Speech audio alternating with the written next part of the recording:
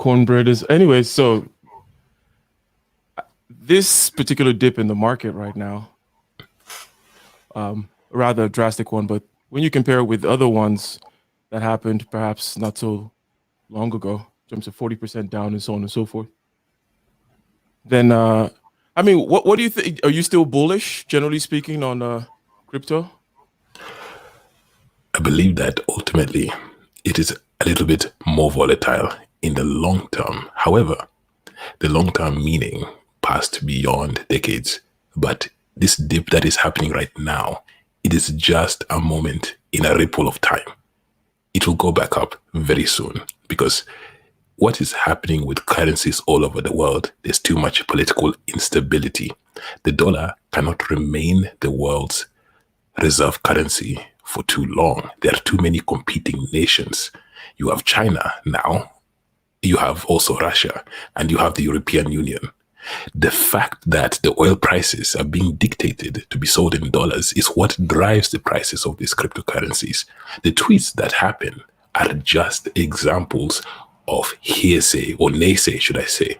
The realities are due to the geopolitical stabilities of the currencies. So what happens is, as the dollar becomes weaker, usually you're going to get certain increases in certain currencies because it is now showing an alternative source. Something else is about to take over. There's going to be a crypto supremacy. At that point, the critical point may even mean that some of these cryptos, especially the ones which are useful, like Ethereum or Bitcoin Cash, once you can find a use for them for particular resource attainment or trade, then they will keep going up because now they're ingrained within the actual monetary resources, no longer just for trade. All that is quite well articulated, and I agree with it. I mean, it's one of the main things, though, when it comes to trading. You ended this stage with trade there, but let's talk about trading of a different kind and being able to know when to pull the trigger. In other words, when to pull out. That was very key in terms of dollar cost averaging in, buying as the price goes up, if you will. Screen got dark there for a second. Or buying the dip and so on and so forth, and then going on and selling as it goes up and being in a position where you can possibly play with house money. In other words, know when to close the deal, know when to pull out. I mean, basic stuff like regarding trading. Any thoughts about that? I mean, well, you buy when it is low and you sell when it is higher. But ultimately, well, what this really means is you cannot be pulling yourself down because one VTAC made billions with one particular cryptocurrency or even several cryptocurrencies. You must follow your intuition, because if you start to now follow the intuition of others, you're not used to the reasons and the fine tunings that they are used to in the ways that they make decisions. So then that means you are risking. Now you're gambling at that point. You're no longer making rational decisions. So if you feel that you can no longer hold on to the cash and it is high, you might be able to sell at least 70% of the stock. Keep enough within the market because, of course, the market will usually go back up. But if you're afraid, do not risk it because the fear then leads to irrational behavior. So buy low, sell high, but don't sell everything. Leave around 30% just in case. So let's I think it's time to start the stream officially. So let's what do you say? I'm gonna drop you down here and then we're gonna play the music. Sounds good.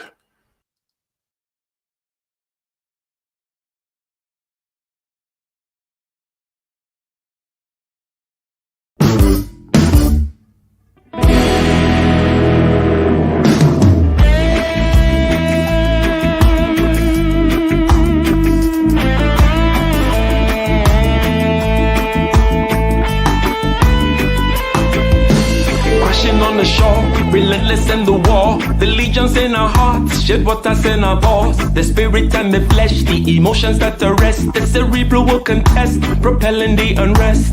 Preachers and bandits with means underhanded. The teachers pedantic and lack understanding. So sweep out the sand with the broom in your hand. Stand up, make we burn Babylon. Guess I can give the world to you, the world to you. But the falling of the curtain is for certain. Be careful where you're lurking, demon searching. The spirit and the women fight the battle within. Cause I can give the world to you, the world to you. But the falling of the curtain is for certain. Be careful where you're lurking, demon searching. The spirit and the women fight the battle within.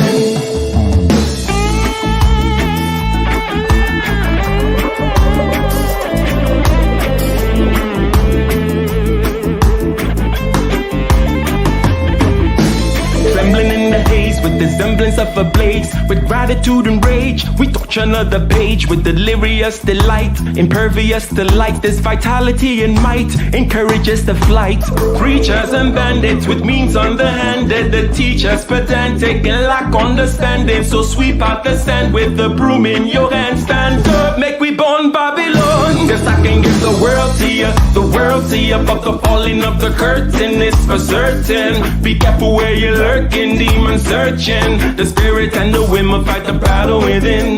Guess I can give the world to you, the world to you. But the falling of the curtain is for certain. Be careful where you're lurking, demon searching. The spirit and the women fight the battle within.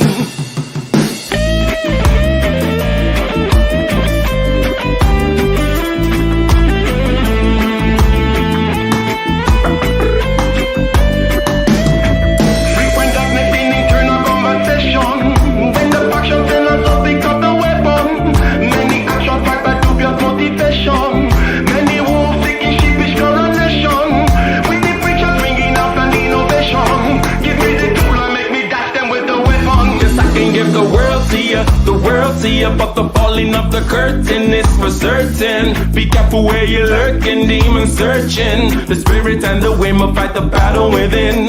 Cause I can give the world to you, the world to you. But the falling of the curtain is for certain. Be careful where you're lurking, demon searching. The spirit and the women fight the battle within.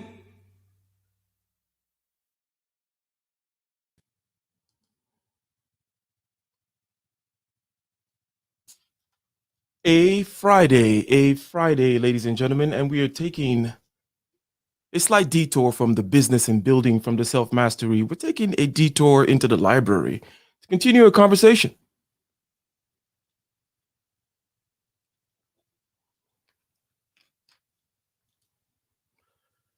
A conversation about the good life with our guest, J. Ibrahim. Last time we talked about the good life, about the ways to arrange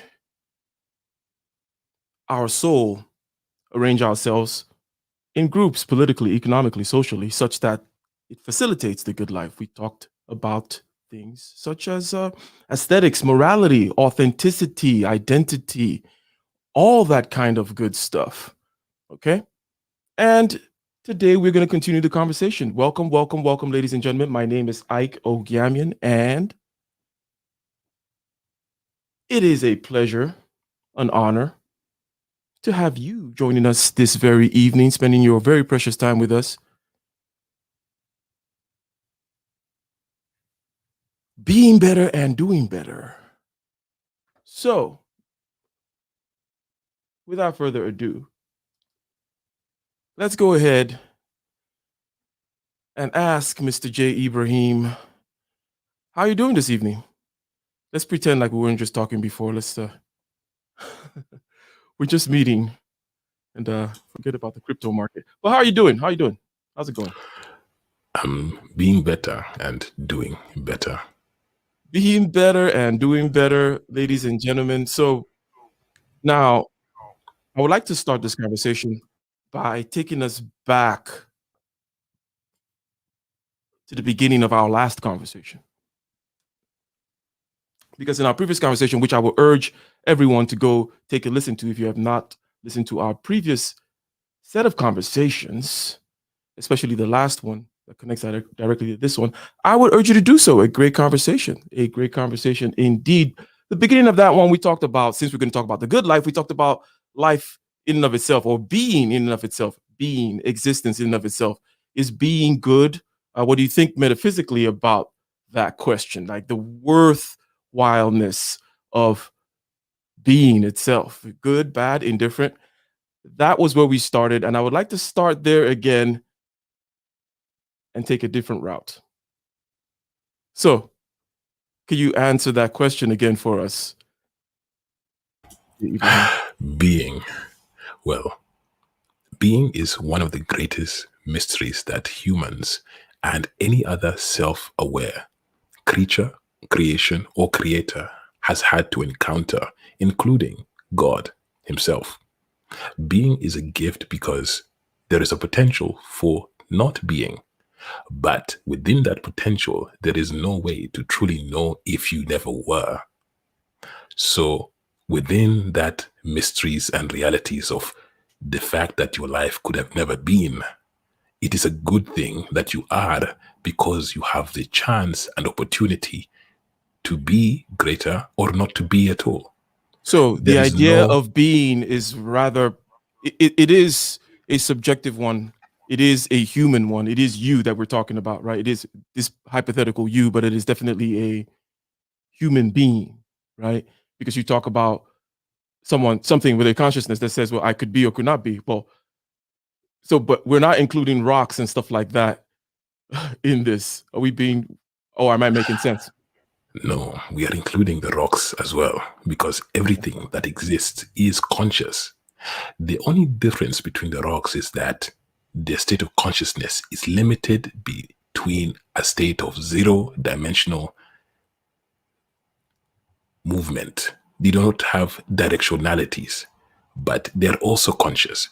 When the acid rain reaches on top of the marble, it will etch away. That is experience. The rock experiences change, entropy, just as we do. The difference is the rock is not self-aware of those changes the way that we are, but it does not mean that the rock is not conscious. The rock is aware that it is no longer the same rock, just Yeah. as our cells are aware when they replicate that they are no longer the same cells. The idea of consciousness being the idea of irritability is what they call it in having a nervous system. That's in animals, though. But it's really just a response. Even a response as basic such as being sheared away by a force, right? Exactly. Being damaged, being deformed, or a thermostat detecting hot, cold, electromagnetic states of being change, right? So insofar as everything has that being or to be or not be, you say that even the rock or you are in the camp of being is good, right? Just Yes. reiterate. Simply because when you are, there is always potential to continue being or to reject being itself. You, if you dislike the life that you exist, understand that there's a bridge that you can cross. I will not say more than that, but that potential means that you can or you cannot be. And the fact that being is a gift, it is a gift to be alive, to be aware of living. At different levels, the rock is aware of its being in a very limited range to we are. The plant can now move itself depending on the light or the nutrition, the soil content. The roots can grow towards the nitrates. The plants and the leaf can grow towards the sunlight. That is an aspect of consciousness. The animal can defend its kingdom. The lion defend the lioness. The lioness go to hunt for the children and the pride. The way also the monkey can learn sign languages and understand grieving and even bury their dead. And the way the human can express this conversation. These are all aspects of being. One is only slightly higher in the action space, the space of possibilities and movement by will. It is the will that differentiates these levels of consciousness, the will. But they're That all is it. conscious.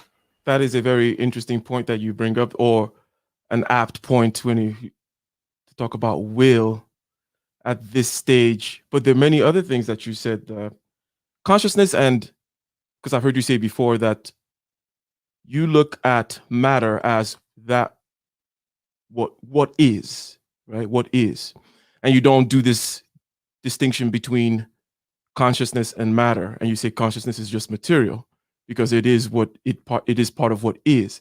And this may the reason I'm putting a little flag here at what may seem like a tangential, little stop, is because I think it'll come in. It'll be a tool that we'll need later. In other words, your particular view of consciousness and matter. If you could reiterate that, if you don't mind. Yes. So many people believe that the human spirit, for example, has three states: consciousness, material, which is the body, and perhaps the spirit or some other soul like being. The truth is, consciousness and material are the same. They're composited of the same thing, which is being, what is or what is not. Consciousness is something that we can demarcate. We can have a discussion about consciousness, meaning its existence is undeniable, simply because we have created a term that explains an observation that we have. That A observation term that is explains an matter. observation that we have it phenomenologically, if you will. And I think it's rather interesting because it is for it could be likened, for example, to how Einstein took space and time, and not that he was the first or anything like that, but the idea of then saying no, this is space time, right? So you're taking this idea of the matter versus consciousness. Say, well, it is all just being and observable reality. So why do we make this perhaps artificial um, split? And someone may ask, what's the big deal if we make the split or not? Here's an example. If you find a watch, for example, the watch in this case represents, let's say, the universe, that which we're trying to understand. You find a watch and you understand that perhaps taking it apart and then trying to see how it fits back together is an approach. It's an epistemological pedagogy. It's an approach of your investigation, right? I'm sure you know what I mean, Mr. J. Ibrahim. But basically, if you smash the watch, right, against a rock into 10,000 pieces, that's not a very effective way of learning what a watch is, right? So you have to be careful how you demarcate things. So if you draw a distinction between matter and consciousness, maybe that's cracking the glass of the maybe it's a single glass, just like space-time. So it's like, it is what it is. After all, why are you making this artificial distinction and so on and so forth? Again, is that in line with what you're saying? Yes, and to go a little bit deeper into Einsteinian relativity is that, yes, breaking the watch will elucidate some facts about the inner properties or components that exist within the watch. You might see the spring, you might see the churnings if it's a mechanical watch. However, it will not allow you to understand what time is, because what you're trying to describe is time. But if you try to describe time independent from the whole configuration of the watch, then you will lead yourself down a rabbit hole. You will believe that the mechanics of how the movement happens is the same as the time. But when you look at the watch and see the entropy, the change, the rate of change as the same as time, then you have now actually understood what the watch is. It's an instrument of demarcating time. Instead, you will lead yourself down rabbit holes of, well, there's a mechanic mover that goes down there. There's a spring that goes there. These things are useful, but useless in the grander scheme of the conversation. Einstein, for example, understood that there is time, or a concept of time, and there's a concept of space. But the reality exists within space-time. That is where the true movement potential occurs. And that is why your GPS system on your phone with Google Maps functions. This is a property of general relativity, encountering Yes. space-time. So what he's saying here, I believe you're referring to the fact that the time for the satellite, because it's got some velocity, right, relative to our velocity, there's a difference in velocity. Hence, this satellite's time, it's different from our time, and that is actually accounted for, or part of what is accounted for in the relay of information, right? In terms of GPS.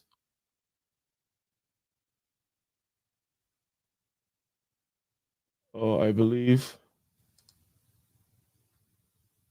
Are you? Is your sound?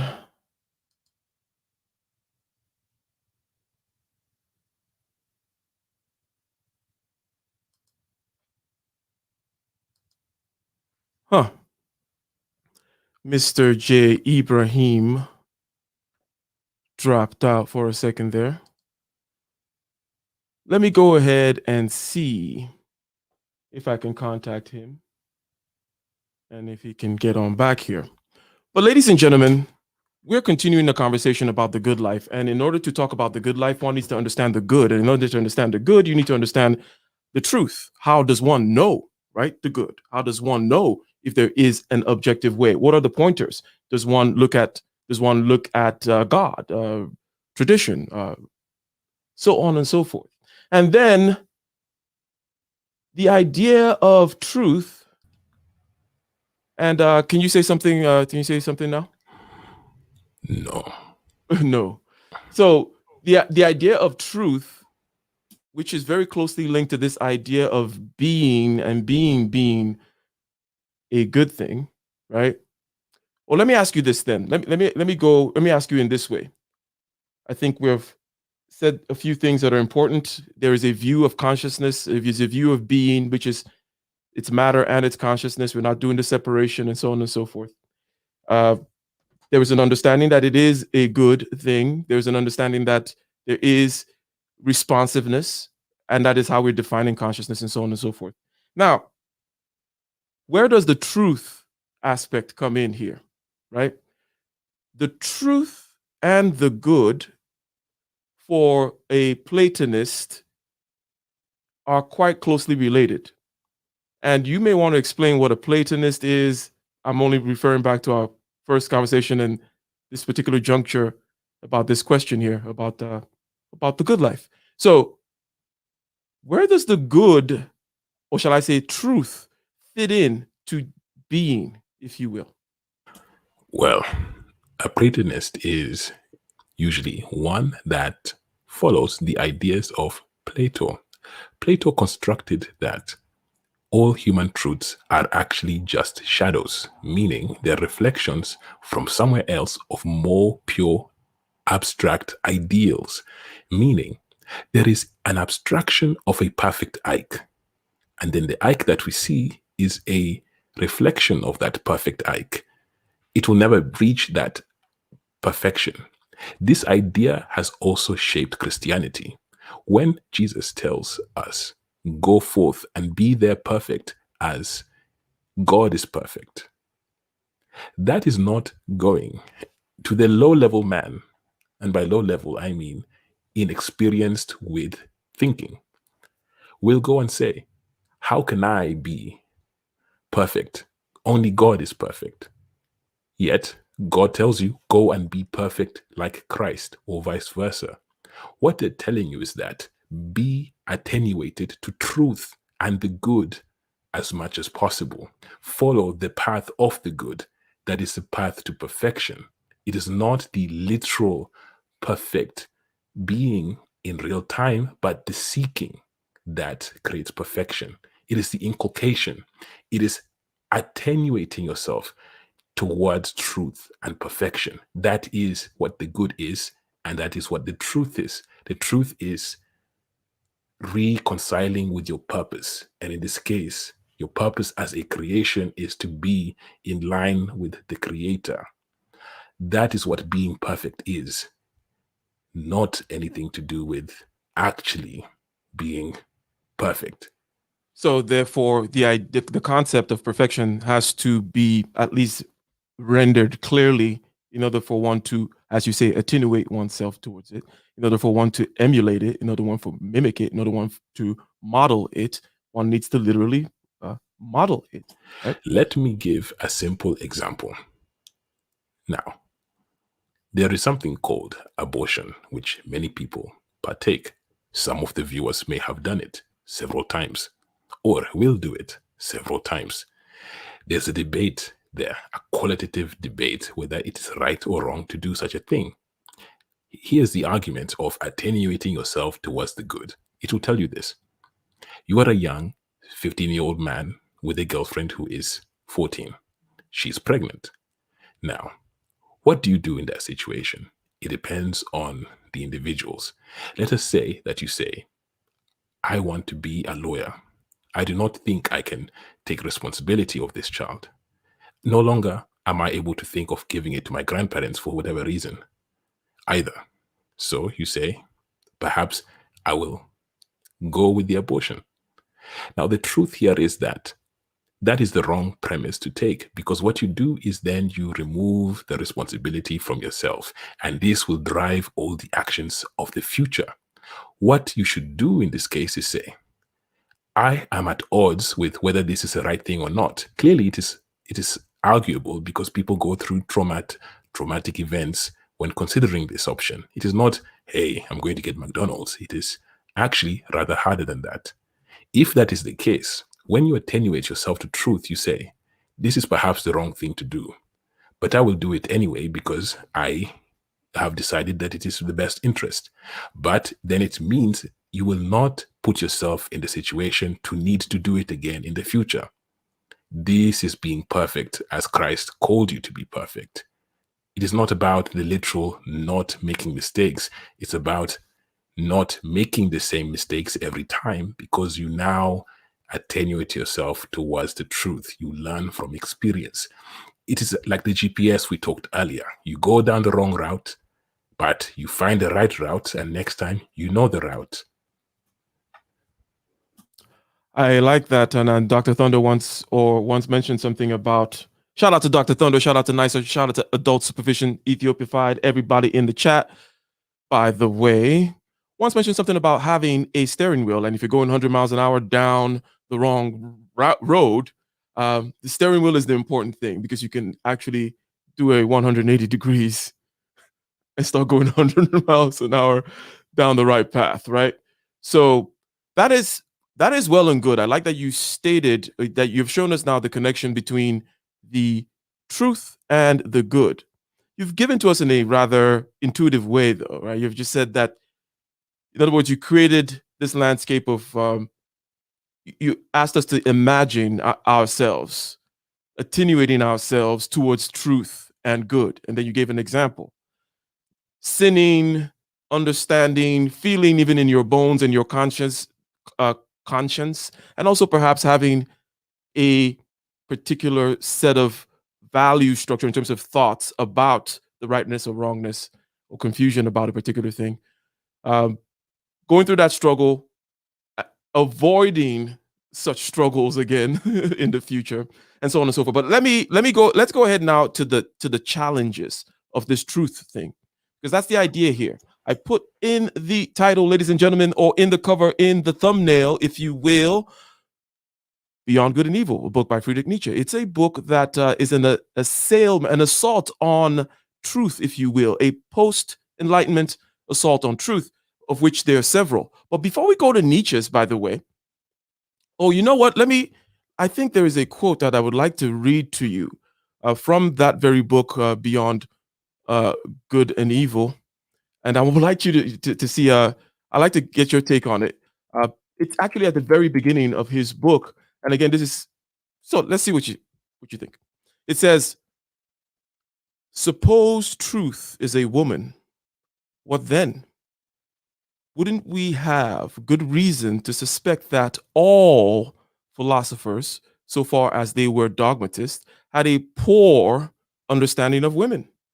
That their dreadful seriousness and awkward pushiness with which they so far have habitually approached the truth were clumsy and inappropriate ways to win over a woman.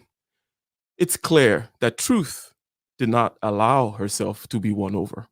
And all forms of dogmatism standing dismayed and disheartened, and he does his Nietzsche thing. But what comes to mind there in his characterization of you guys out there talking about the truth? You guys are like dudes without game, and the truth is a woman, and you guys have no idea what you're talking about. This is actually a very salient point. However, I will even criticize Nietzsche himself for this point. But let us go with what I agree and what I find rather interesting here. You are all aware, and by all I mean by this point, because I will tell you, of someone called Thomas Sowell. Thomas Sowell is an incredible man, very intelligent man that wrote many books outlining the exact ways to live life if you want to be successful. And they are very good ways to do so. Mm. I will not bore you and give you the specifics, but get a job, graduate high school, and keep a job, get married, and keep that marriage. You will generally have a successful life. Not difficult. However, this is just the simplified version. Now, what people seem to do is they keep arguing back and forth, and I've met these people in the manosphere too about whether Thomas Sowell told us the truth, why are we not following it? Because truth, as we understand being about relationships between different objects, is not the same as the truth of persuasion. The truth of persuasion is a deeper truth because it takes into account agency. Usually, the faulties or failties that philosophers or scientists seem to have is that they assume that a logical system will necessarily have logical participators in that system to the same extent. But what Nietzsche is saying here is that you must respect the thing for what it is rather than the projection that you have of what it is and the model that you create of it based on your restrictions. If truth is a woman and you go and try to force truth into submission, truth will ultimately start the feminist movement against you. And this is exactly what happened. This is exactly what happened. The woman, also known as postmodernism, is exactly the child of this whole situation. The modernists was a group of philosophers who said that logic, reason, intuition can solve all human problems. Then truth, or rather wisdom, as a woman said, no.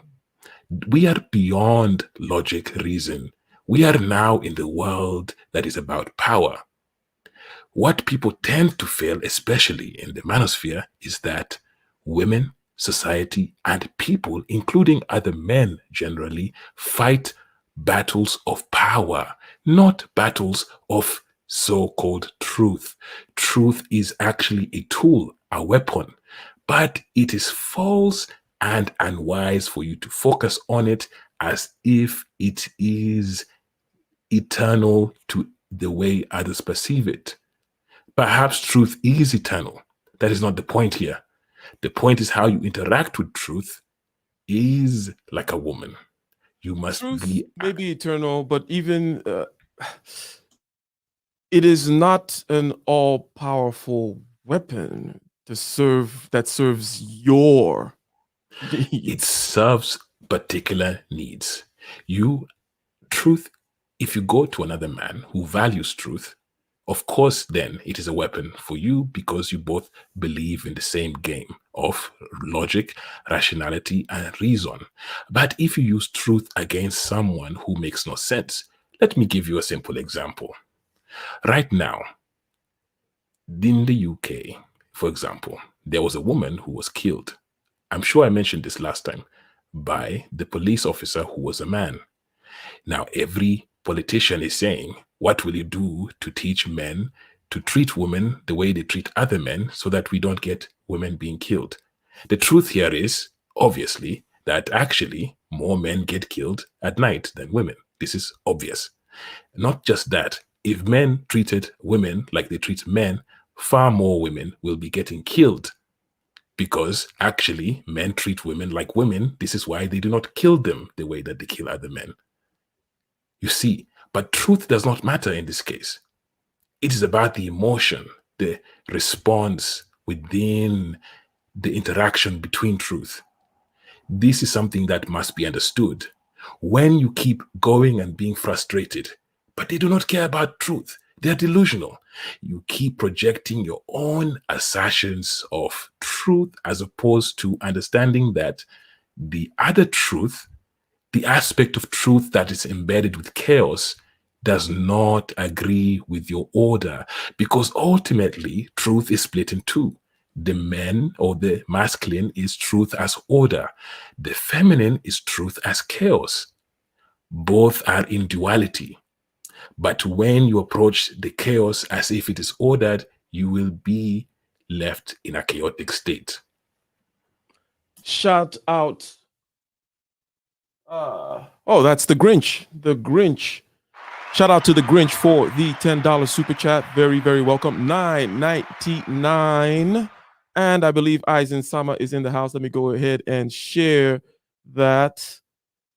Thank you very much. You say late, but have to support you, brothers. I, Kagame, and J. Ibrahim.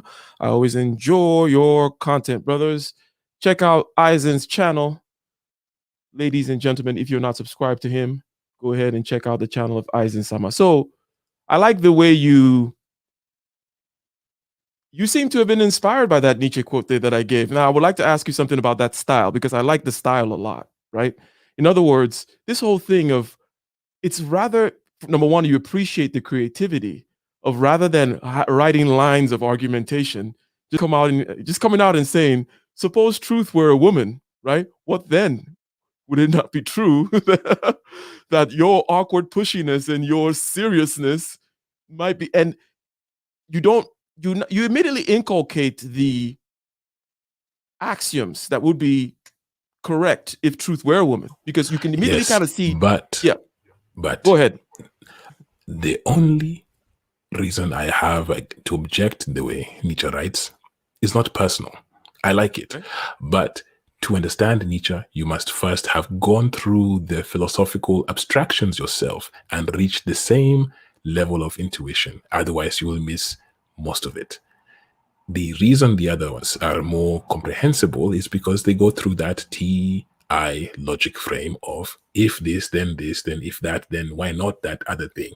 If that not other thing, why not then tomorrow? This is usually the way that it makes sense to people. The way Nietzsche writes, he expects that you came to the same realizations about nature as he did. Now, here is a critic that I have for Nietzsche. Like most critics, he has what he says is true. However, it is not perspectively correct at the full spectrum of all dimensions. What he's missing is that truth exists within different frames. There is a truth of science, the truths of math, the truth of logic, the truth of reason, and the truth of power. These are all aspects of the same thing, which is the good, or God, actually. All of them. The chaotic aspect of truth is actually the consciousness, the willing part of truth. You're contending with something that has a will of its own. This is why you cannot pin it down. Okay, let's go there. Let's go there, because I was going to go to Kant's critique first, because there's several post-Enlightenment critiques of truth. But let's go to will, right? And I'm going to present it this way. So basically, Nietzsche critiques the truth it's a complex thing, but let's just say that he's basically saying this, that truth, okay, behind good and evil and beyond all that stuff lies life and will and power. What is that? That is drives and instincts and intuitions. What do they serve? They serve life, which is will to power, which is expansion, accretion, appropriation, growth, competition, right?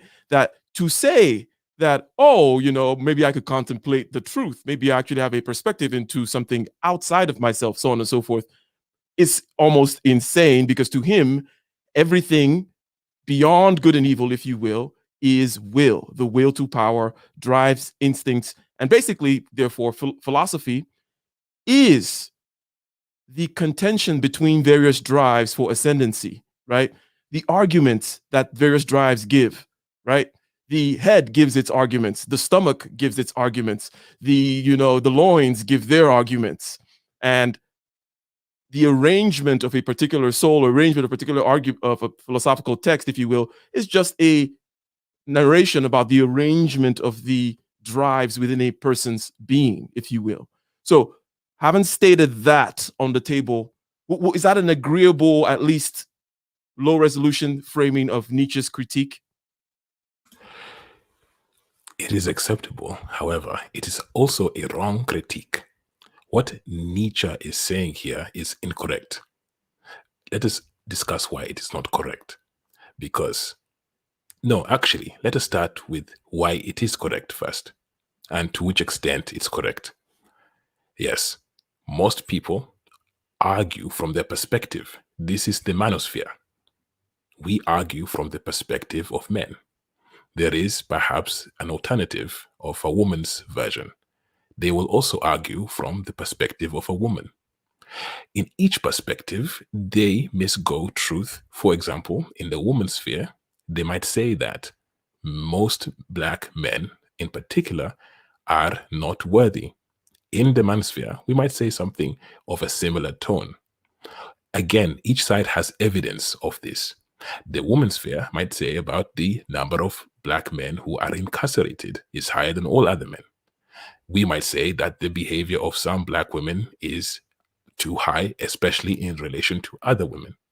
Both sides have a perspective, and yes, this perspective drives their philosophies. This is true. This is the same for the philosophers of Kant, Plato, Aristotle, and the likes.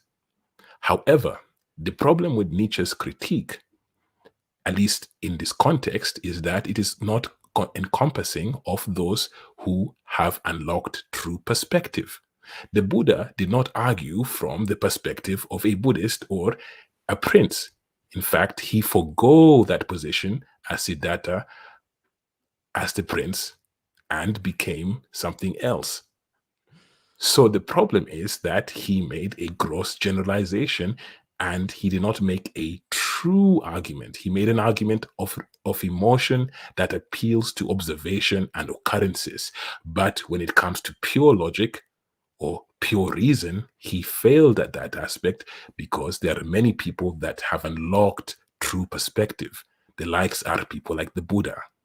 I would say, or I would push back and say that I think that you are accusing Nietzsche of conclusions that he did not make or generalizations that he did not make.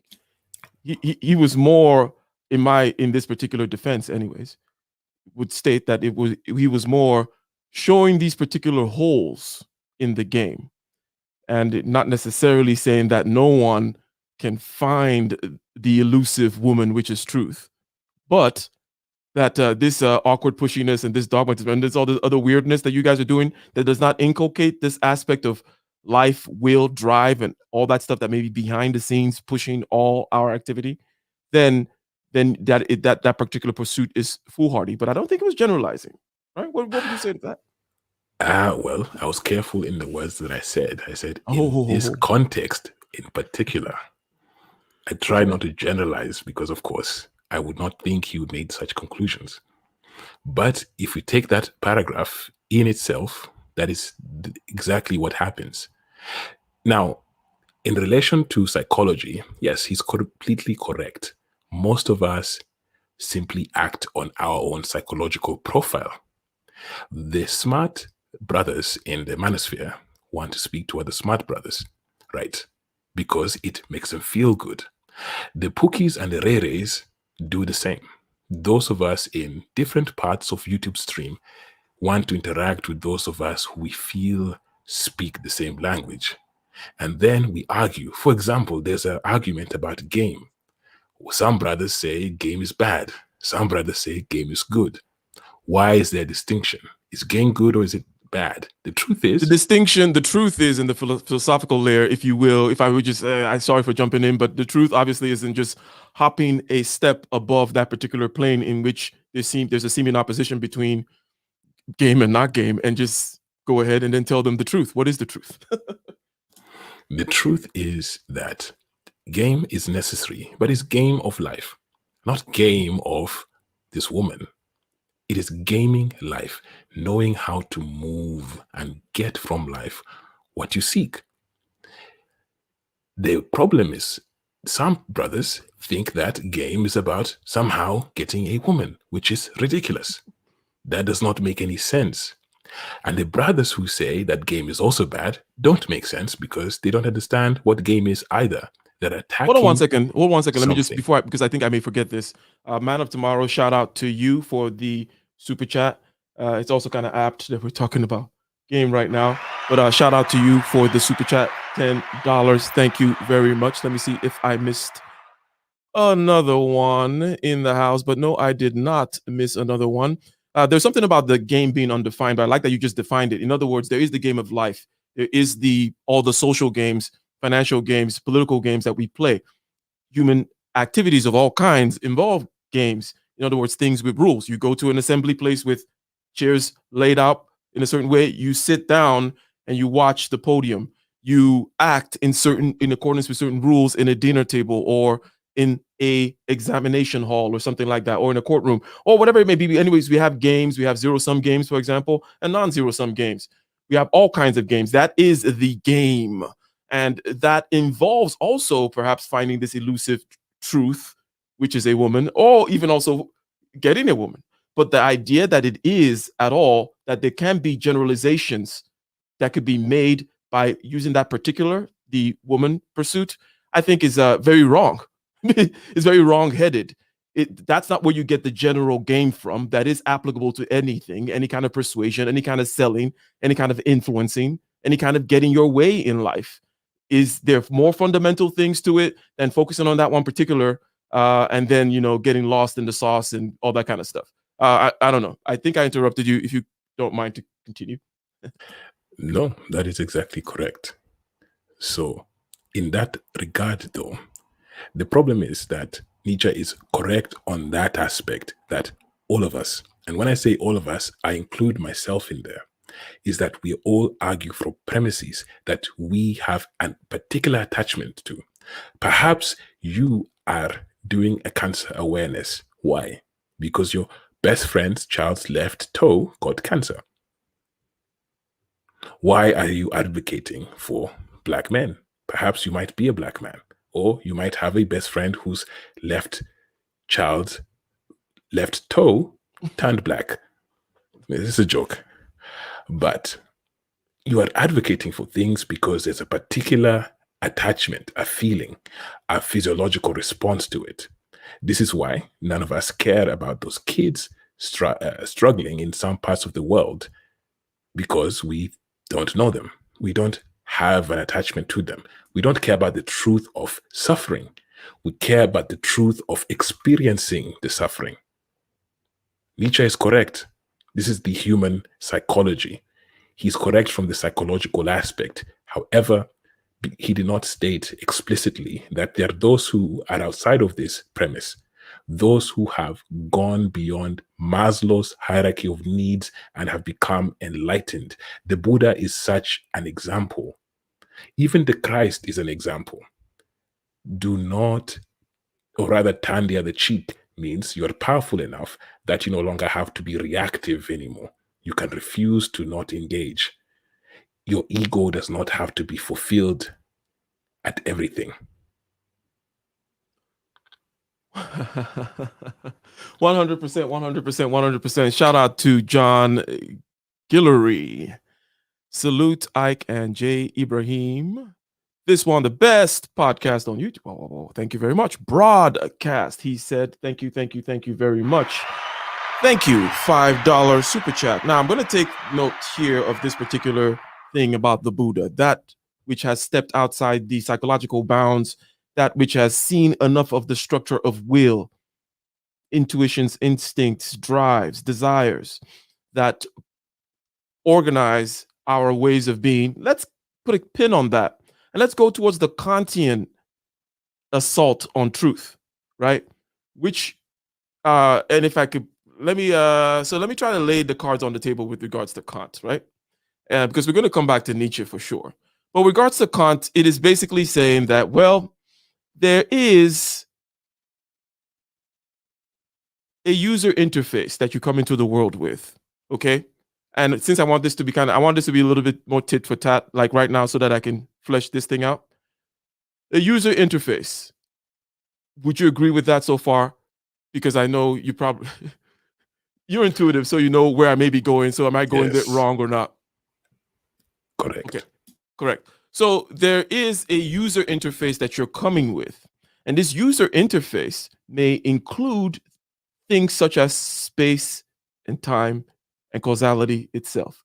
In other words, the world that you see of space and time and causality and cups and stuff happening, right? Causality kind of covers that whole matter and stuff happening aspect of things.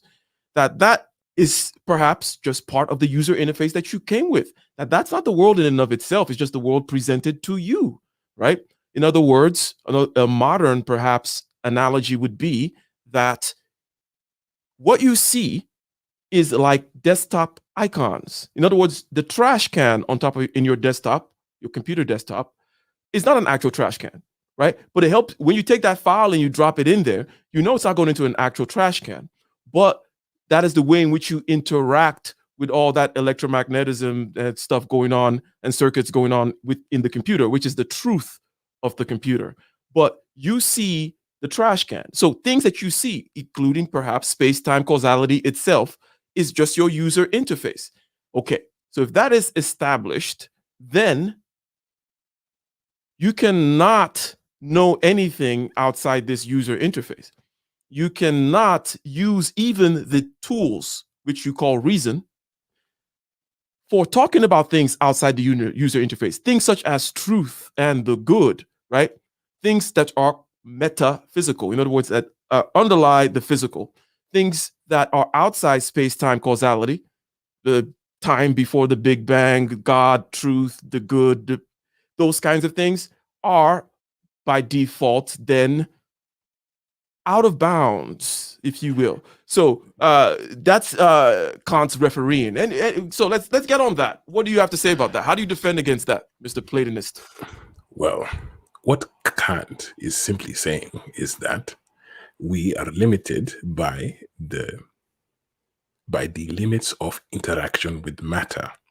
For example, if you look through a microscope, you can only see up to 400 microns or so. Do not quote me on this one. However, you're limited by the wavelength of the light. I believe it's around 400 nanometers, the light, visible light wavelength.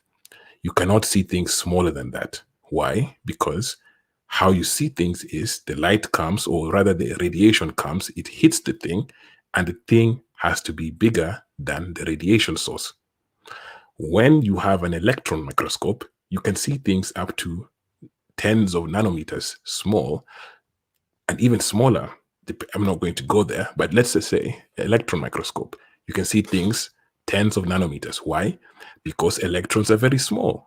So you can see things which are small, a little bit bigger than the electron. What this means is, in relation to Kant, is this. We're limited by the ability to resolve things. But just because we cannot resolve something does not mean we can't abstract and begin to know something. We cannot see beyond electrons. In fact, we cannot really see electrons, but we know they're there. We have built models about electrons, and these models guide things like nuclear physics and everything. We do not need to exactly say the electrons look like this particular very sharp, vivid image to be able to make meaningful abstractions that lead us to truths of consequence. The only truth that matters is truth of consequence. I can say, if I cross the road, the car will come and kill me. That is a truth because there's consequence. If I put my hand in a radioactive source, perhaps my hand will turn to something else. That is a consequence. So, in relation to what Kant is saying, as long as we can see the consequence and we can create a model that can predict the consequence, that is true enough. That is tentative truth. And that truth is the only truth that is relevant because we are the user interface and there's consequence to it. I see. So you give an immediate, like, you thrash back and you say, hey, don't come in my house with this mischief. Okay. This idea that, oh, because it's a user interface, therefore I have to now be worried about, well, what's really behind the fact that I see a mouse here. What is really the truth of the mouse? Or is it just the way it appears to me? Is space-time causality and all these things, are they a priori synthetic judgments, to put it in that way, which you TI people like? But basically, coming in here with this user interface, coming in here with Let me ask my, you, go ahead. is it more true to explain a human by saying that a human's body is run by veins, and inside the veins there are small creatures called blood cells, such as white blood cells, phagocytes, microcytes, macrophages? Do the knowledges of these things change the abstraction of humanness? No, it adds detail. So, knowing that there is actually beyond the computer this physical hardware does not change the truth of the logic of the system that the computer runs. That is the truth of the system. There is truth beyond that system, but that is irrelevant truth because there is no consequence of that truth. If, for example, the hardware stopped working completely, you would not even know that the hardware stopped working, because then your system is broken. You are broken. It is as though if existence stopped existing, it would not matter to you because you wouldn't even know it. So you can only truly know the things that you can interact with, and that is true enough, and it is the truth. Seeking beyond this abstract potential of an objective, eternal truth is pointless. Okay, yes, so yeah, so mean aren't you therefore pointless. agreeing? You're agreeing with Kant, right? Because Kant's project was to say, hey, truth. Oh no, hey, reason. Here is your limit, right? Beyond this point, in other words, the point which is, where you step into metaphysics, when you step into that beyond which is physical, that beyond which you could reason about in three-dimensional whatever and blah blah blah, then you're beyond your. Are you saying the same thing, therefore, as Kant is saying? Critique of Pure Reason. Great book. Well,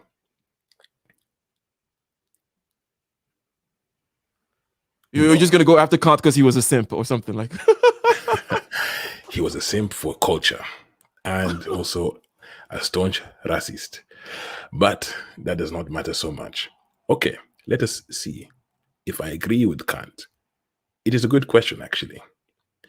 Hold on one second. We'll pause on that question about whether you agree with Kant. I'll restate it also because I like the places you went with this after me stating basically his critique using the graphical user interface analogy, if you will. But shout out to you. Shout out to you. Shout out to you. That's $10. That's $9.99. Sweet Melody Speaks in the building. She says, hit the like button. Yes, ladies and gentlemen, like, share, subscribe, share, subscribe, hit the bell button, do all that good stuff, ladies and gentlemen. I think we have more in the house in terms of super chat. Now, I looked at that one before, but let's go over to Snuggles. Socrates. Philosophies. Abomatomically, Socrates' philosophies and hypotheses can define how I be dropping these mockeries, lyrically perform armed robbery, flee with the lottery, possibly they spotted me, battle scarred shogun, explosive when the pen hits, tremendous. You know what I'm saying? Thank you very much, Snuggles, for the super chat. Now, so do you agree with Kant or not? Because basically you're saying looking for this transcendental truth is pointless. You found your way because you started, because Kant pushed back on you and said, Kant said, hey, you're coming in with a user interface. You're coming in with a priori synthetic judgments. You're coming in perhaps with this whole thing about space and time perhaps are not out there. They're your user interface, right? Those kinds of things. And you end up saying the same thing, right? When you say basically, looking beyond a certain point, using these rules, these space-time type rules of reason is not applicable beyond. You can't talk metaphysics. You can't talk the thing in and of itself, that kind of truth. Well, actually, we can. So The boundary limits of perceiving objects is to do with the electron microscope. However, guess what? Technology improves. The boundary limit ceases to be the boundary limit. The boundary limit used to be visible light. Now it is the electron microscope. As you see, what happens is the human mind has an finite ability to reason, but reality has infinite ways for the finite mind to interact with it and to build infinite models that will get ever closer to this infinite truth. Mathematics. Exactly. So Okay. the point here is that Kant is wrong because by us abstracting, right, we created physics. By us going beyond reason, this is why we left philosophy. Kant is only as true as the fact that philosophical reasoning using words like English, or rather words in English or words in German or French, has a limit because the language, the human language, is not precise enough to define reason correctly. Systems like mathematics can go much further. And the thing here is this: yes, we have the user interface, but the user interface interacts with infinity. Therefore, there are infinite ways of the interaction between the user face and the environment, which can lead us ever closer to the truth. Imagine you are blind and you live in a world where there are those that have sight. You can find ways to understand things. In fact, you could even invent something across several generations of a way to attenuate some kind of vision due to technological inculcation with yourself. The point here is that even if we have a deficit, there's always potential to interact with chaos. When you interact with chaos, you may not know all the reasons behind the chaos. And this is exactly how almost Yeah. all scientific discoveries was made. It was a man Okay. or a So woman interacting I, with chaos I and then like it. I solidifying like it. it. I like it. I like it. I generally like the skin in the game approach to things. I generally like the evolutionary type of adaptation. In other words, you contend with chaos, you contend with the ecosystem, you see what works, you keep on trying. You throw wave after wave of men against that shore, and you hit that shore enough whereby then something works. The shape of that thing that works tells you something about the shape of reality, right? Exactly. You do not need to immediately see the shape of reality. You just need to interact with reality in such a way that you can now begin to build models. Soon, that blind man is able to see because he is able to invent something that understands vision, because vision is just optics, light, and response and electrical signals. Once you understand this, it can be fixed. Hence, even if our user interface is limited, we are not limited to truth because we have an infinite ways to interact with chaos. Salute, salute, salute to you, sir. We got the lead attorney in the house. We got the lead attorney in the house. Ladies and gentlemen, please go and subscribe to the channel of this distinguished gentleman. And thank you very much for your $10 super chat. Thank you very much for your $10 super chat. Mr. J. Ibrahim, would you mind lending us your voice and reading what the lead attorney says? It is so great to see brothers having these deep conversations, or should I say discussions. Any reactions to that particular that statement?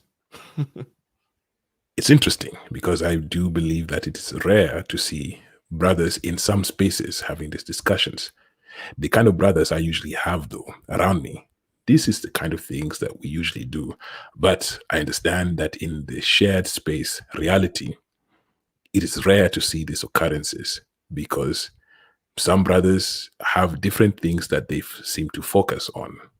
Tends to be women, of course. So, if I were to press upon that point in terms of you talk about the circles that you're in and the fact that this is a normal occurrence, this is the thing, this is how you are, this is what we talk about, if you will. Is it the case, therefore, that these people are just not as public as perhaps some other groups in terms of, let's say, oh, you expect, some other kind of ethnicity, race, whatever, uh, to have a particular cohort that are out there having all kinds of conversations. So, are people hiding, and do they need to come out? Well, perhaps you could say they're hiding or they're just scattered. It has actually been my interest, if you look at this logically. It appears that the black man is actually overrepresented in being parts of the higher levels of abstractions on YouTube. I'll give you some examples, right? Looking at the rate of occurrence on YouTube, population, it seems that we are overrepresented. You have people like Ike, who are one of the highest level YouTubers because he's able to explain things to people in such a way that makes sense and actionable. Then we have brothers like Glenn Lowry and his friend as well on their show. They actually John discuss McWhorter. John McWhorter. They discuss concepts and discussions at such a level that actually you will not see in most places. We have brothers like Thomas Sowell. We have other brothers, of course, all over the space, even in the manosphere. We have people like Coach Greg Adams. A lot of these people are actually the people that really understand and have these deeper concepts as well. Now we also have our brother, Kevin Samuels, who is also doing his thing, giving us basic information on how to live good lives as men and also giving women advice on how to get the kind of men they want. These discussions, I guess, are scattered. So it feels good, I guess, when we see each other having these conversations because it reminds us that we are unique also. We're not a monolith. Shout out to Young Grump in the house. Shout out to Young Grump in the house. I was over at his channel. We had a nice conversation. It was a nice little break in the day. Went over there. We chopped it up about self-mastery, mastering your subjective consciousness, ladies and gentlemen. One more time, welcome, ladies and gentlemen, to this channel. Ike Ogamin is my name. Over here, we talk about being better and doing better. And there's a strong emphasis on doing. What are we doing today? Today, we're assaulting and assailing truth, if you will. And we're kind of continuing the conversation about the good life, how to organize our souls, how to organize ourselves politically, economically, socially, such that it facilitates the good life. There are many aspects involved with this. That was our last conversation, which I admonish you to go check out. And then today, we're dwelling on something ontological, epistemological, and metaphysical. In other words, we're talking about the nature of the good in and of itself and our ability to know it. Can we know it? There are assaults, one of which we started with was a psychological assault on truth by Nietzsche. And then there is the Kantian assault, this kind of graphical or this kind of a user interface type thing. Go ahead. If man listened to Kant and thought that reason had a limit, man would not have made the advancements that man has made in science. Science being truth of consequence. As I said earlier, if you make a nuclear weapon, whether you believe in the model or the science behind it, it happens the way that you describe it in the model, and you can do terrible things with it. Here's the thing. You do not need to know every component of how and why everything is. You just need to know enough and then go and contend with chaos. Part of being is actually being limited so that you can contend with this unknown. And that is the contention of the unknown is where wisdom comes from. Part of being, part of having an existence, part of having a definition is to be limited such that you can contend with the outside. Yes, exactly. If we are made perfect in the way that we assume perfect means, we are not actually being anymore. At that point, we cease to being.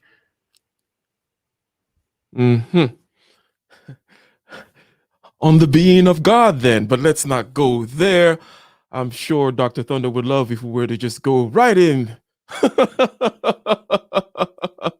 But no, we shall not. We, however, will ask this question, Mr. Ibrahim. can truth go too far? How do we know when it goes too far? Now, you mentioned, I know, this model of contending with chaos, experimentation, evolution, having skin in the game, having letting 1,000 flowers bloom, and all that kind of stuff. And I completely understand. And in other words, that whole thing about, oh, you can never really know the thing in and of itself. It's like, well, if the thing is enough to hit you and kill you, that's enough truth. You don't really need to really know what it is metaphysically for there to be a mass and an acceleration, in space time. It'll kill you if the mass and acceleration is enough to generate a force enough to break your bones. So I would ask you this: where then do we put a bound on truth? But before you answer Experience. Adult supervision. Do you mind reading? Do you mind reading what he has to say? Thank you very much. Thank you very much for the $7 super chat. And yes, I will go and play the kind of half a second too long applause. Just a little bit of that discomfort there. So, anyways, if you go ahead and please read it, thank you. Ain't expect that freestyle. Lamau. Good stuff, man, and great, consistent, thought-provoking, expanding content. Keep it coming, good sir. Exclamation Thank you very mark. much. Exclamation mark. And then we also have my man here, Young Grump, in the house. Go out and check his channel, ladies and gentlemen. Go ahead and subscribe to his channel. He's got some good stuff going on over there. I pop my head in there from time to time. Good stuff. It says this knowledge is beyond priceless. So you say experience. That's where you put the boundary on truth. Now, can you flesh that out a little bit? Could you unpack that, as they say? Yes, and let us use politics because it is one way we can understand it, all of us. Experience matters, right? Truth is a tool, and when truth goes too far, it imposes itself as though it is eternal and eternally defined. When the Protestants fight against the Catholics, each seemingly having the ideal understanding of truth and the other being reprobates, that is when truth goes too far. The dogmatism, the understanding that we have uncovered truth itself rather than we are just trying to attenuate ourselves towards the truth. Truth goes too far when the Muslim brother believes that the Christian brother is also reprobate, or vice versa on the other side. Truth goes too far when your beliefs become dogmatic to a point of contradiction to experience, when your understanding of truth leads to death, suffering, and things that are eternally removed from this shared space reality. If your understanding of truth leads to mass murder, it has gone too far. If your understanding of truth leads to mass murder, perhaps, he says perhaps, the little touch of understatement, perhaps you have gone too far. So there's another kind of, because I know we left the psychological pushback, Nietzsche's pushback, the truth is a woman, the life, what is beyond good and evil is will, drives, instincts, intuitions, power, desire, and to ignore that is kind of silly, and so on and so forth. But one more thing about the Platonism aspect, and I think that it is interesting that you address or you look at being as a combination of both matter and consciousness, right? That which is. So there's a pushback against Platonism in general, which is it says that it looks, we talk about a denigration of physicalism, if you will, or the physical, kind of an over spiritualization of things, the truth and the ideal and all that kind of stuff. What do you have to say about that? Is this a misunderstanding of Plato's, of a Platonist? Is that a fair critique? No, it is not an unfair critique, meaning it is fair. It is an unfair critique against Plato himself, but it is not an unfair critique against general Platonists. Just like most followers of any group or philosophy, they tend to not get the main point that the philosopher was trying to express. When people discuss that Stoicism, and now, for example, the American Psychological Association has stated that Stoicism is detrimental to men. This is obviously stupid. They clearly do not understand what Stoicism is, or what a man is. They're now comparing a man to a woman. This is So stoicism. Stoicism, obviously, they're not attacking it from the toxic masculinity, or anything can be part of toxic masculinity. But is it more of the it's hurting you and you're not opening up more? You need to open up and gush exactly out like a band. right. Yeah, Now, and that statement is wrong on multiple levels. First of all, men do not need to cry and express their emotions to feel better, because the man's mind is not trying to feel better, it's trying to be better. The man's mind, because of evolution, has created it to want being as opposed to feeling. The woman's mind is okay with feeling safe. The man's mind must be safe. The feeling safe is important, but it will not solve the problem. So when the psychologists express that men should express their emotion, this is a bastardization of a man's mentality and psychology through the woman's perspective. They are making the same error that the philosophers were making by looking at truth through a man's logic as opposed to it through a woman's chaos. In this case, the psychologists are making the error through a woman's emotion instead of looking at a man for what a man is.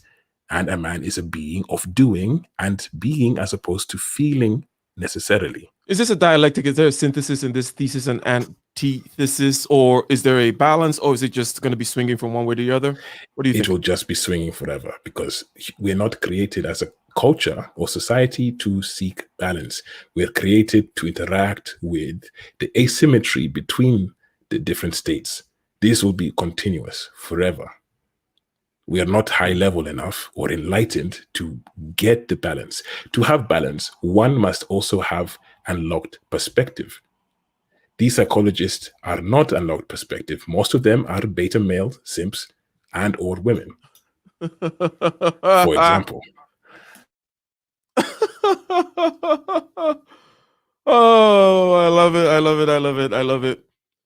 Where else, ladies and gentlemen, where else can you get to hear very, very poignant and salient and deep perspectives on Plato and the critique on pure reason by Kant, and also the assailment of truth by Mr. Nietzsche, while still getting jabs about beta male simp psychologists, so on and so forth, only here, ladies and gentlemen. So please make sure that you like, share, subscribe, and join our Patreon. We got some things, Aguan, some things are coming, ladies and gentlemen. So I'll take a step towards this psychology bottle that you opened up. Leads us nicely back to Nietzsche, if you will. And there is, let's just call it master morality versus slave morality. Okay? Is there, I want you to describe it. Okay? And you know what? Let me do this, okay? We'll do it live. I want to share something, perhaps. I did a stream a while back on the will to power, which, is a Nietzsche thing. In that book, also Beyond Good and Evil, the will to power is that idea is elaborate, at least mentioned. But there is a book that's called Will to Power in itself. So there is something I would like to share. Share screen, and it will be just this thing. And I can share it like this. And can I make it the full screen? So, basic idea here is this, right? This idea of, again, philosophy being the means by which these various drives, and these drives are, they also include instincts, intuitions, so on and so forth, which is about will to power, which is about life, right? And that you have these various drives. We all know about, the big head and the little head, right? J. Ibrahim, we know about that argument. Okay. We know about the big head and the little head argument. That there are many other arguments, that the stomach has arguments. It has needs. The stomach is a capitalist. Go ahead. This is life of the unenlightened man. Is a will to power. The enlightened man rejects power. Christ rejected power, and that is the ultimate. Okay, so factor. King David was the unenlightened man, is the saint that, in other words, Old Testament, New Testament. Is King David and his pursuit of the conquest of the lower aspects of Maslow's hierarchy of needs, getting the clean water and the community organized and everything ordered and making sure that you have your land and you conquer your neighbors and so on and so forth. And you get a nice little concubine going. And of course, right? So is he therefore, is he the less enlightened one? This master morality guy? Well,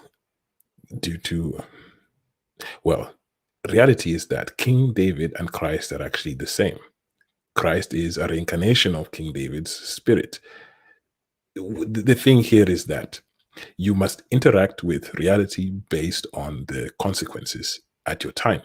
King David was living in the time when there were other tribes, other African tribes, other Afro-Asiatic tribes trying to kill them. So, of course, he had to engage with them in a way that they would obviously survive that interaction. That is not a low level based on the things that they were going through. But in today's context, nothing is trying to kill you. Even the police that you think is trying to kill you, statistically isn't really trying to kill you. The thing that is trying to kill you now is perception, the self, identity. These are the abstract things that are trying to fight against you. So, okay. So at least here, there's still some kind of and I'm partly playing devil's advocate, and also kind of do a pushback here. And shout out to Dr. Thunder. We'll let him chime in here on this thing. There is a historicity to it. There is a depending on the times. There is a circumstances. There is I'm living out here with these crazy tribes of the ancient Mesopotamia or something. And the man who was low level was Samson. He simped too hard for Delilah. Even after she had tried to sell him out. Seems like the cardinal sin in your rubric is simping. he Mine too. Mine too. I know. Samson was the cardinal simp. When you look at the story of Samson, a man, especially of modern times, might think this is a far-fetched story. There's no way a man would do this. This story is clearly made up. This is not true. The story of Samson is the story of the modern man. A woman who he falls in love with goes and tries to get him killed several times, but still he goes and tells her the secret because somehow she warms into his heart. This is the story of every modern day simp. They know the lay of the land they're getting into, but for some reason they will not believe that the road is covered with mines. They still go in there thinking, hey, I can win. They would like to roar. Shout out to Coach Gang, ladies and gentlemen. So, but let Dr. Thunder, I'm sure we've gone on now on many grounds.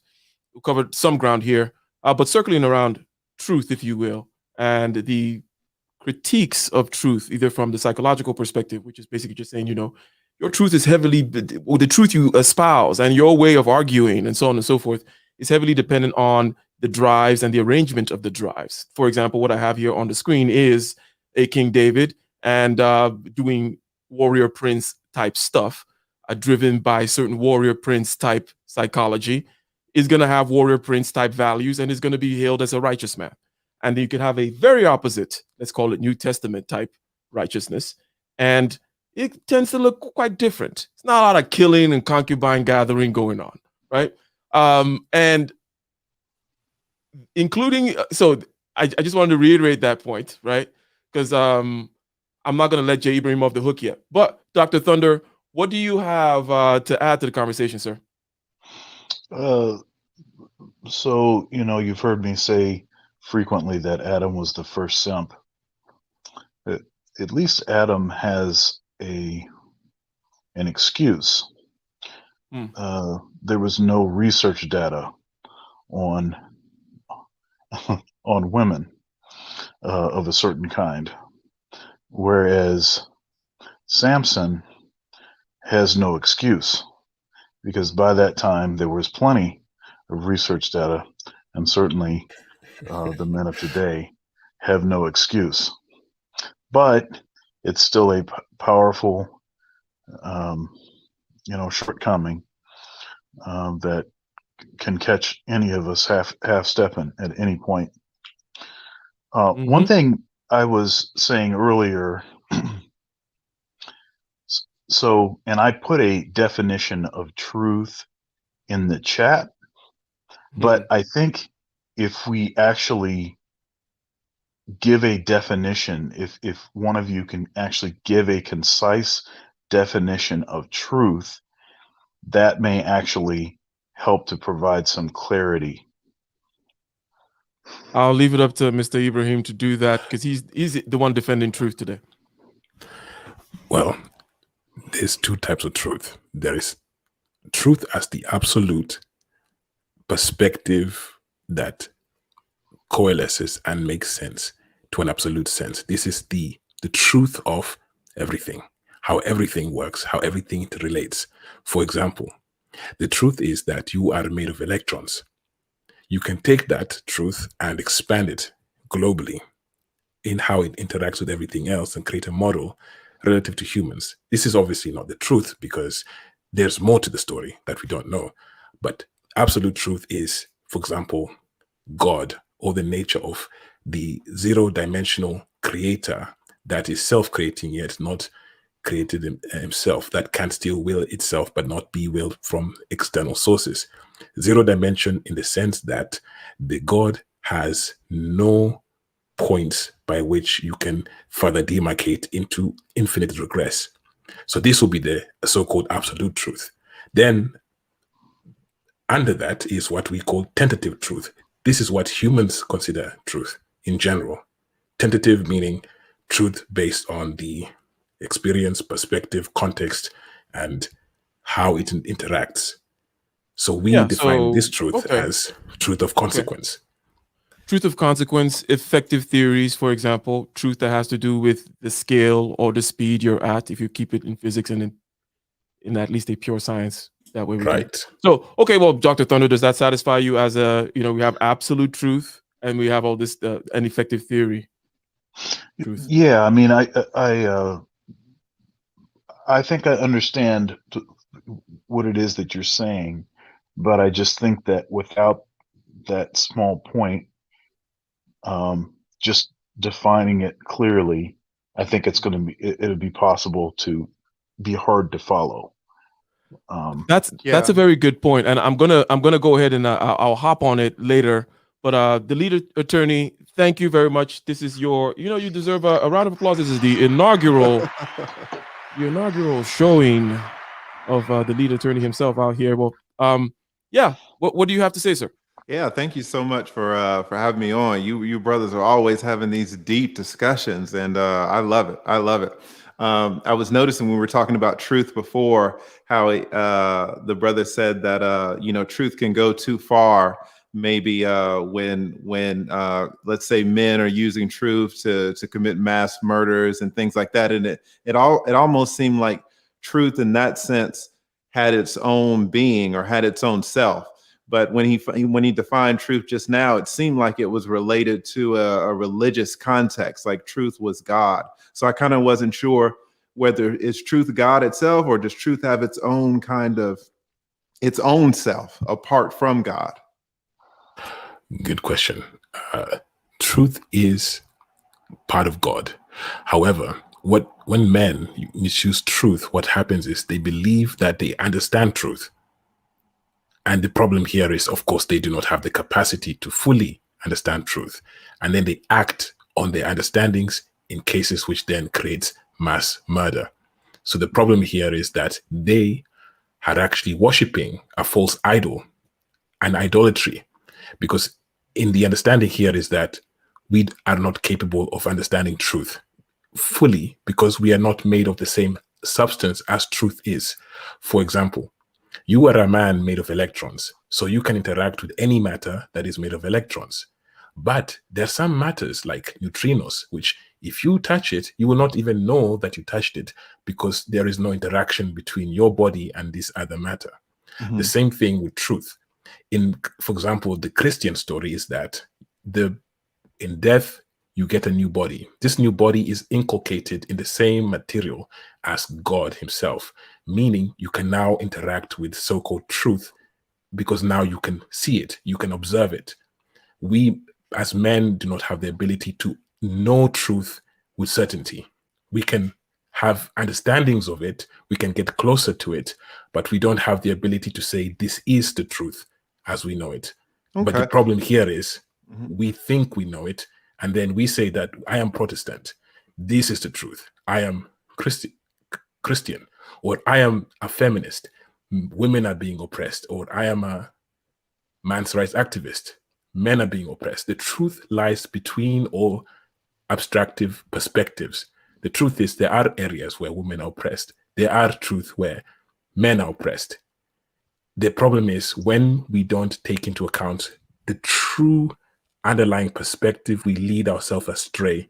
Then we also create problems between the opposition who now think that we are the stupid ones because we don't consider their point, which they think is more salient. Then it just drives this misunderstanding further and further. We keep going towards a bias of internal consequences, and we're unable to resolve this problem. Okay. Are you saying that truth is basically, are we equating it basically to reality?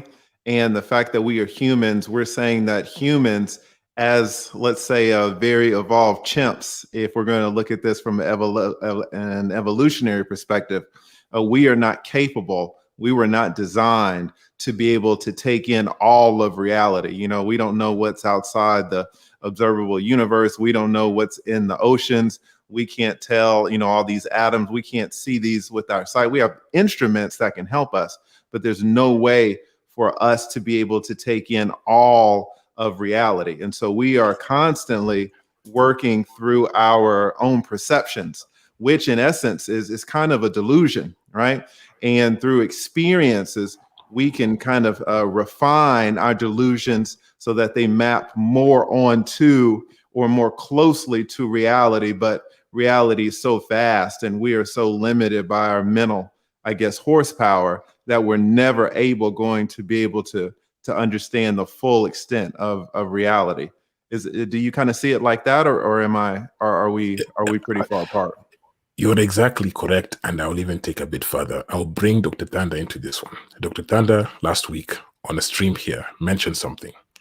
He is okay with when we implement political strategies such as affirmative action, as long as it's under a certain amount of time where you come back and you reassess its effects. The problem is when humans understand a truth, they think it's eternal. That is the problem. They're using the reality as you express, the absolute reality, rather than seeing it as a tentative truth, because we don't have the ability to perceive absolute reality. So then they start to get in trouble this way. They start to create these things like, for example, if you were to compare the IQ of a white gentleman in America with an African gentleman in some part of Africa, you might see that one IQ is 100. The other one could be as low as 60 in some places. Now, if you were to compare directly, you'd think that this person is mentally deficient, because when a white man has an IQ of 60, he is mentally deficient.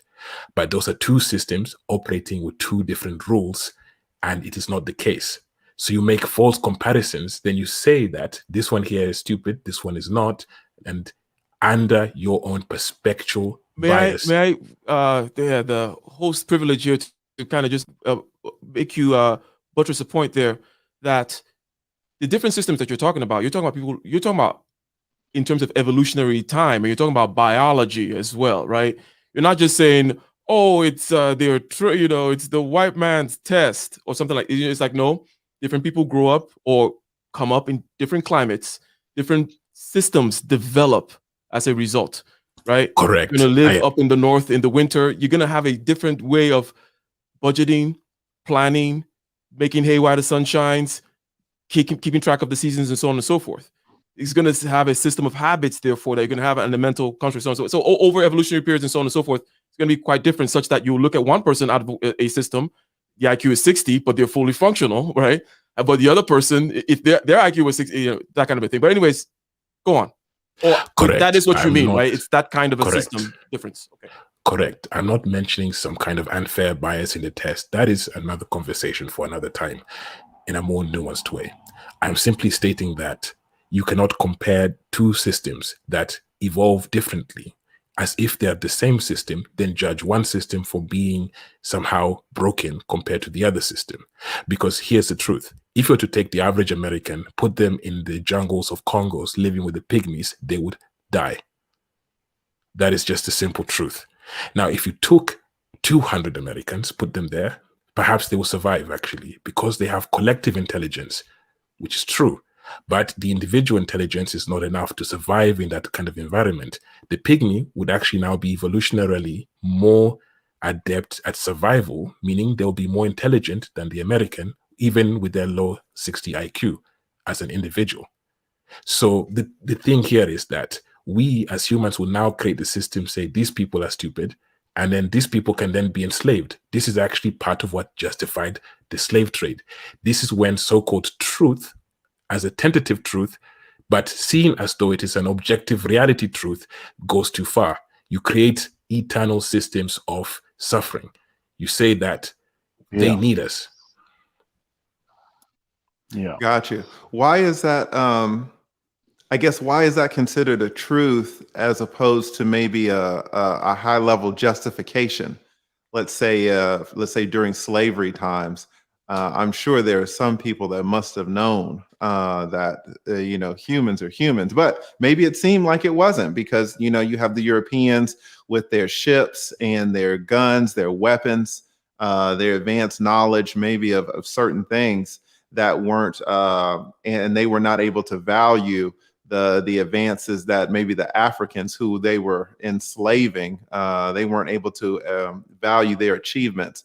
But certainly some of this kind of looks like a high level justification for a means to an end. A lot of this kind of seems like propaganda when we say, oh, humans or black men are worth 3/5 of a white man here in the States.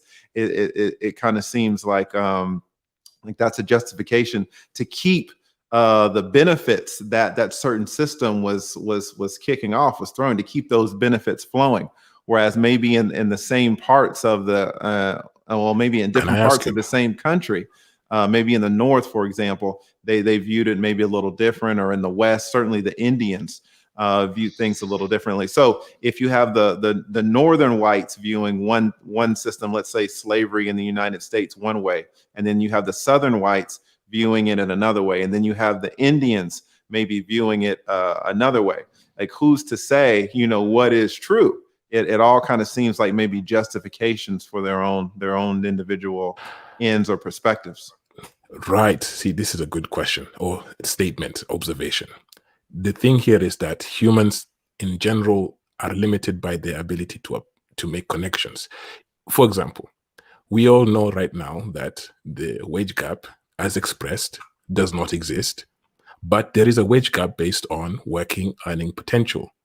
But the masses is tricked.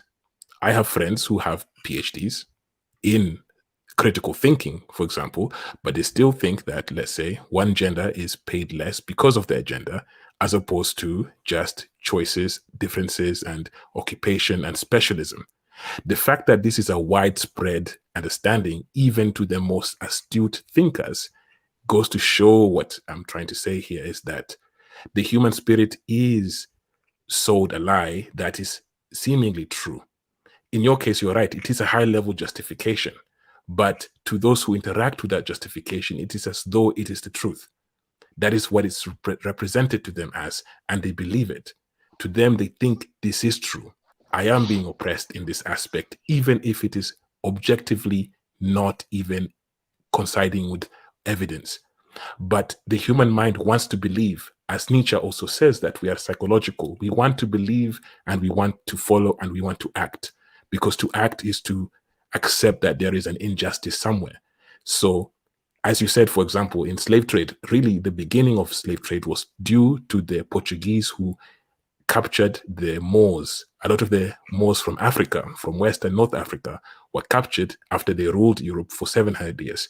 Then in 1492, the Pope said, we can take you back to Africa. You can show us where these African strong men are, and we can make slavery legal. This is how the slave trade began. It was due to the papacy that then legalized it. It was all just a high-level justification, as you said, but presented to the masses as though it is the truth. And people like to believe in truths.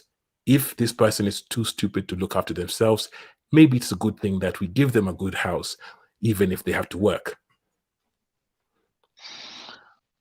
Yes, I totally agree. And I would even go maybe one step further when you talk about the wage gap between men and women. And you say that, a lot of people feel that women are being paid less because they are women.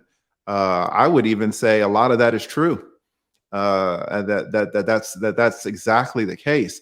For example, let's say women, it's shown in all the studies that women tend to be more agreeable than men. Men are typically more disagreeable than women.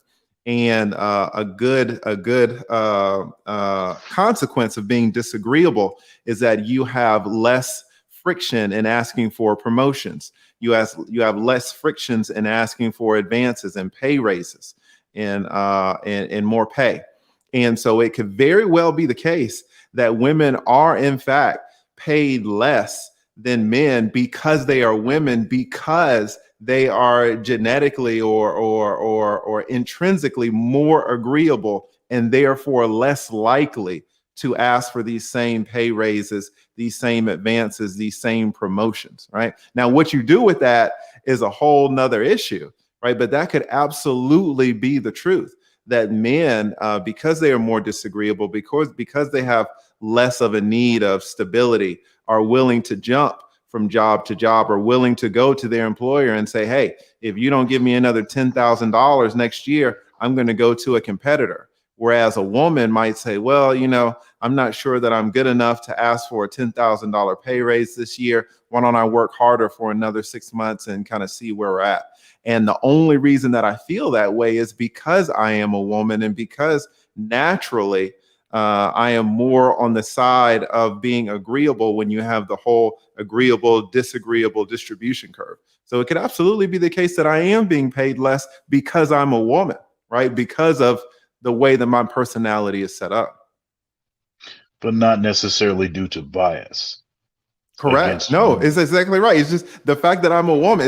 It's not the fact that someone's like the man has got their foot on my neck, right? But it's the fact that I am a woman and I'm naturally more agreeable and I'm naturally more hesitant to insist on me being paid my true value, right? But that's coming from me. You're exactly right, Dr. Thunder. That's no one trying to oppress me necessarily. But when people say women are being paid less, that could actually be the truth with a capital T.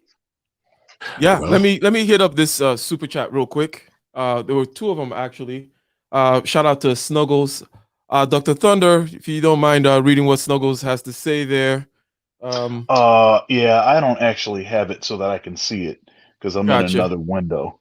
Gotcha. So, anyways, Snuggles, thank you very much. $5 super chat. Monarch in the house. Okay, wait a minute. I can see it now. I can say it now if you want me to read it. Go ahead. Okay. I know you guys are speaking on a higher frequency at the moment, but I need y'all to sometime coming down below the clouds so I can behold the glory. If you use proper grammar and punctuation, Snuggles, maybe we'll come down. So, 19 Bash in the house. Thank you. No, but thank you very much, Snuggles and 19 Bash. Much appreciated. Much appreciated. Now, on the point that was just being said about certain differences in outcomes, and where they come from intrinsically.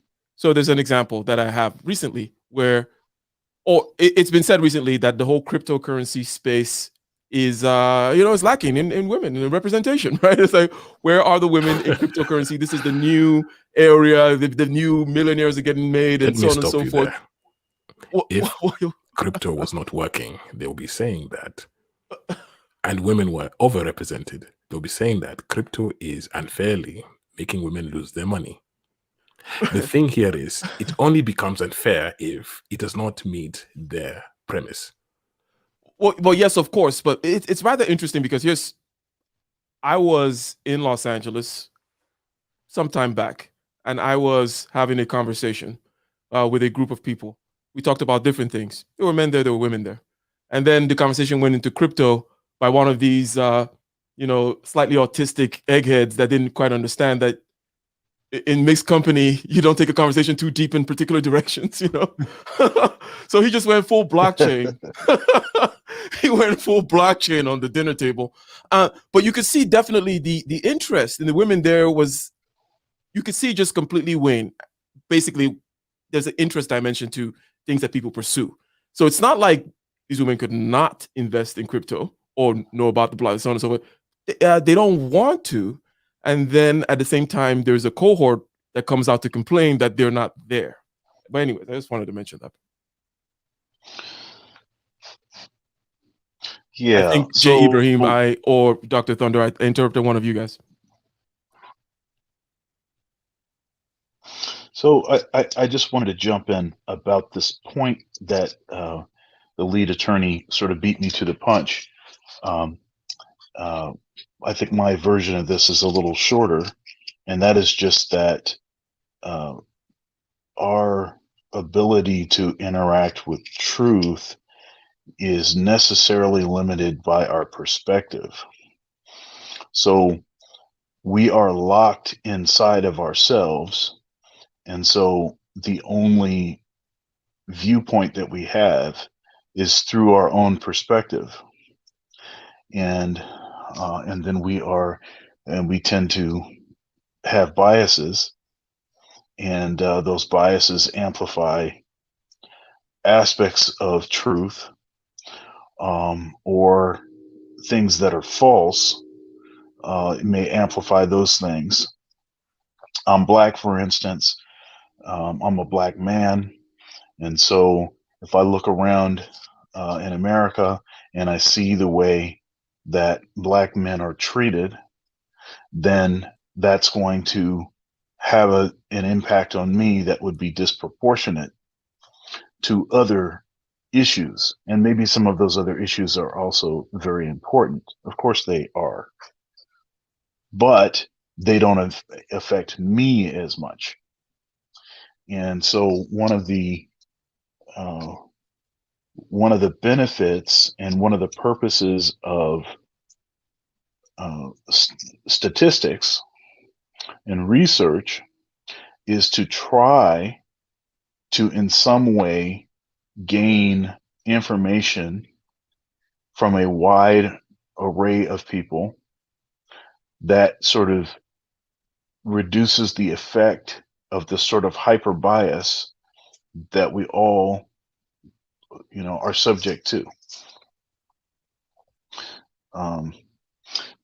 But it seems like what our strategy these days, because we are so biased, is if we see studies that show things that we don't like, or seem to poke a hole in a premise or an assumption that we have been making, we'll do everything possible to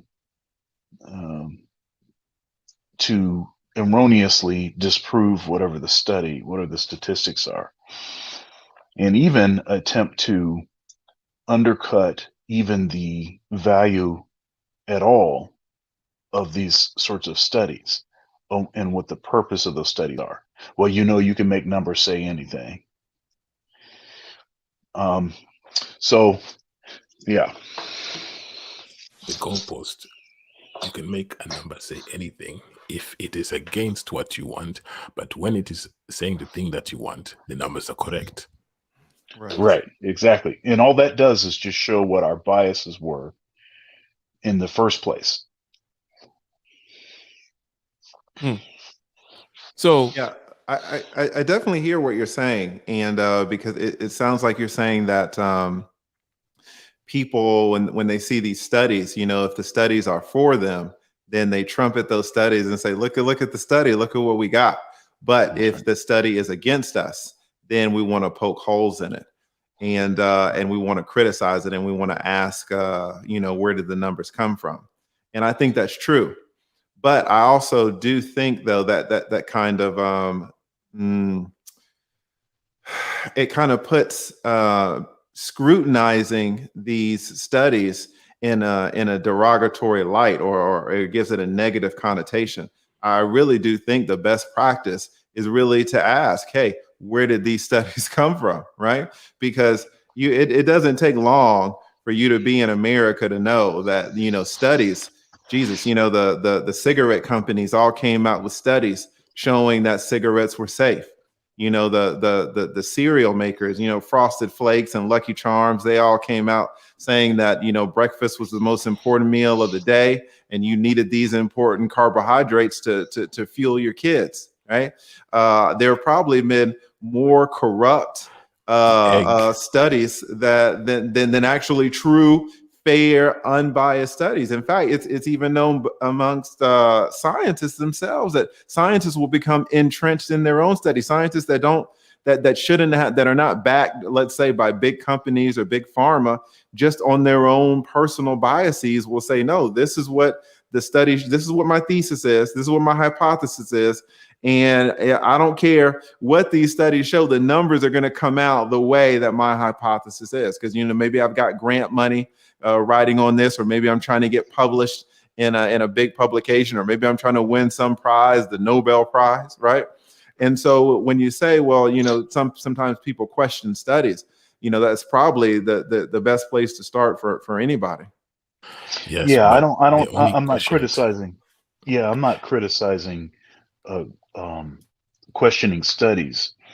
My issue is you need to have that same energy towards studies that prove something that you want. Yeah. So, but that's not usually what happens, though. Usually, what happens is, because you can find a PhD somewhere to justify anything. Yes. So that, obviously that's just the human condition. I get that. But if you're going to have all this energy towards dispelling certain studies, but then when it comes around for a study that proves something that you wanted to prove, and you have none of that energy at all. Let me ask the panel something here, because yeah. Having skin in the game, in other words, having systems whereby there's real-time feedback and there's no way of hiding from the truth, if you will, because how does you mentioned, you can find a PhD to BS anything, but not in experimental physics, for example, right? Or it's kind of hard and perhaps pointless to try to BS it, right? That kind of a thing. Why? Because that is an extreme example of, perhaps not even that extreme, of a system that has skin in the game. Same thing with your dentist or your surgeon. He can't pretend to do a heart transplant. He can't fudge the number. It's the patient dead or alive, those kinds of things. So the idea being skin in the game, and I want to take it perhaps even political, which seems to or tends to suggest localism. In other words, the place where the consequence is going to be felt is you should keep the decision as close to the consequence, basically, right? So skin in the game seems to be a solution for a lot of the things that we're saying, right? And then localism in terms of politics, decentralization, if you will, generally speaking. Anyone want to comment on decentralization? It has economic and political overtones, of course, right? So. Yeah, well, I would comment on the whole skin in the game. That can actually be a major flaw, right? Marlboro, when they're doing these studies about whether cigarettes are safe, you better believe Marlboro has skin in the game, right? Kellogg's, when they're doing these studies about whether all these sugary cereals are good for kids, there's no one who has more skin in the game than Kellogg's, right? And so it's got to be 100%. I agree. The incentive structure has to be balanced, right? It can't be skin in the game such that you do the wrong thing that we want. We want skin in the game so that we make sure you fix the teeth or you do the heart surgery, that kind of skin in the game. But anyways, I'm sorry. I just thought we were talking about studies and things of that nature. My bad. I think we're talking here about tangibility versus sort of skin in the game, like you have something to lose. I think that's what Ike meant when he said skin in the game in that context. Yeah, the tangibility, the inability to fake something. I use experimental physics as an example. It's like you're not going to be faking that. But you can. There's certain things like macroeconomics where you can fake the numbers and so on and so forth, where you can debate forever what truth actually is. Well, so all you're talking about, anyways, go ahead. All you're talking about is the qual-quant error, qualitative argument versus quantitative argument, and the errors that lie between. You cannot fake or falsify force equals mass times acceleration. This is something that can be demonstrated. This is hence the whole truth of consequence. If you eat an egg, you're not going to die of cholesterol. There was a lie that was told to us that by certain companies that eggs have high levels of cholesterol. The truth is, eggs do have high levels of cholesterol, but it doesn't translate by eating the eggs unless you eat so many eggs. But they told us eating 2 eggs a week is too much. They also told us that fats were worse for us than sugar. The truth is, sugar is actually going to make you more fat quicker than fats will. So these issues here, these are arguments of quantitative aspects. There is a fine-tuning, very precise, very quant argument. If you take the Maasai man from the Maasai Mara, or if you take a man from the coast of Kenya in the mountainous regions of the Kalenjin tribe, which is runners, these are usually ectomorphs. The ability for them to accrue fats or muscle is quite low. Now, if they take a certain diet, they will fail and get fats of visceral fat around their hearts or stomach because their body type is not used to pick up that kind of fat. If you go to parts of Nigeria or parts of Uganda, of the more Bantu-like people, the fats that they get will go usually to their asses or their thighs, which is a subcutaneous fat. It is more healthy. So in fact, it even is different depending on the genetics of the individuals. So the problem is with these studies, it is not necessarily that they're lying, but also there's too much nuances and specificities of quantitative arguments. The qualitative arguments, as you said, like the physics, is simple. Force equals mass times acceleration. If you take a nuclear radioactive source and you touch it, you will get radioactive decay on that part of your body. There is no argument here. This is qualitative. If this, then that. The problem is the fine-tuning of the quant that leads to discussion and dissent. Okay, and let me, and I'll let everyone else react. And let me reiterate the reason why I brought up that whole skin in the game thing, which you've rightly characterized as a qual-quant thing. And coming down to, therefore, the decisions should be made at the closest place where the consequences can be felt, so that there's less of a likelihood to have that confirmation bias. There's all these things kind of surround this kind of whole study, how we know and how we react thing. So I wanted to say that, and then anyone can, Dr. Thunder and the lead attorney, please, any one of you. Yeah, I totally agree that, putting things in, usually putting things into practice is where you're going to be able to really see what's going on. You take a game like basketball, and you say, well, who's better in the finals? The Chicago Bulls or the LA Lakers, and they're playing each other. It could be that you don't really know. You don't really know, just because the Lakers won one night, or 4 out of 7 games. There's so much luck involved in how the ball bounces, right? But if you take a game like chess, right, and you go up against the one of the world champions, there's no luck involved in chess, right? Or also you take a sport like Brazilian Jiu-Jitsu, right? You don't luck up into an arm bar. You don't luck up into a rear naked chokehold, right? There's a lot of people back in the day before Brazilian Jiu-Jitsu got big, they would say, oh, I'm karate, or, karate's the best type of martial art. Or they would say, no, it's Taekwondo, right? Because these people never really fought. They just sparred. And there was never a test, right? And so I totally agree that, to the extent that you can make all of these claims that Taekwondo is the best type of martial art, and then you put a person who's been practicing Taekwondo in a ring with someone, with a D1 college wrestler, right? And you actually see, no, Taekwondo isn't where it's at, because you have the theories, right, that Taekwondo is so good, but then when you put it into actual practice, you really see that wrestling is a lot further. So I totally agree that, getting very close to the actual experiments and kind of further away from the theory, that's very important. The problem is, the theory is important too, right? Because that's what you're going to test, right? So you kind of need both. You need the qualitative aspect, but then you also need the quantitative. And then once you start getting skin in the game and all this, and human biases and interests, the processes can kind of get corrupted. Let me ask Dr. Thunder, and you, lead attorney, Dr. Thunder, you could take it first, because I've been probing our friend here, Jay Ibrahim, about the whole truth thing. So I want to ask you, Dr.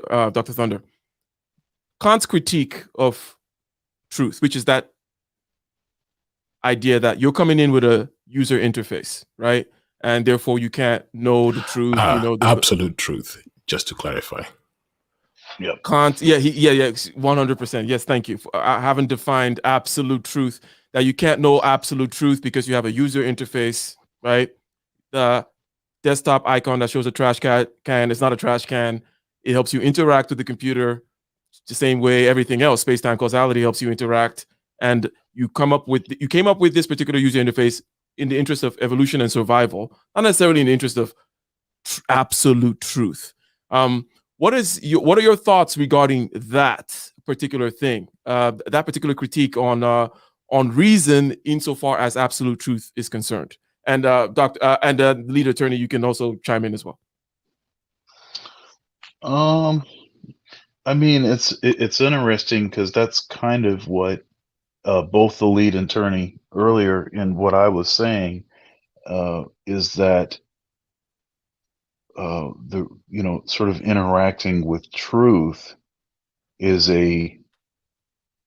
our perspective sort of blocks us from having direct access, and so maybe our perspective then is this user interface, right?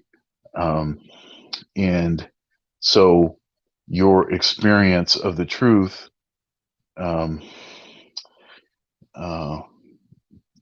your own perspective will cause you to see it in a different way.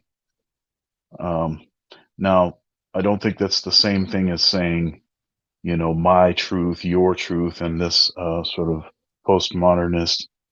I'm going to call it garbage. But it is possible that we may not be able to see things for what they actually are. There really is a true thing there. There really is something that corresponds with reality, but the user interface is such that it prevents us from that direct access. And I think that implies or it shows why we need other people so badly, why we need a community, why we need other folks that will check us on aspects. You have a community of people, then the idea here is that everyone will not have the same blind spot. They will not have the same bias. They will not have the same, operator error, so to speak. And then you can come closer and closer to, actually touching the elephant, if you understand what I mean. Mm-hmm. Yeah. I think it's an interesting question. Are we just, this user interface apparatus, right? And I totally think we are, but I think we are terribly bad at it. And I think that we do not even understand how bad we are at actually perceiving truth or reality.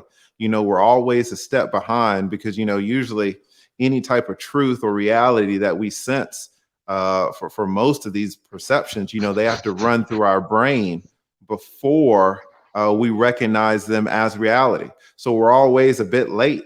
We're always, they say, you can never step in the same river twice, because once you step in the first time, when you step in again, it's moved, it's changed. And that's how reality is. It's like a river, and it's always flowing.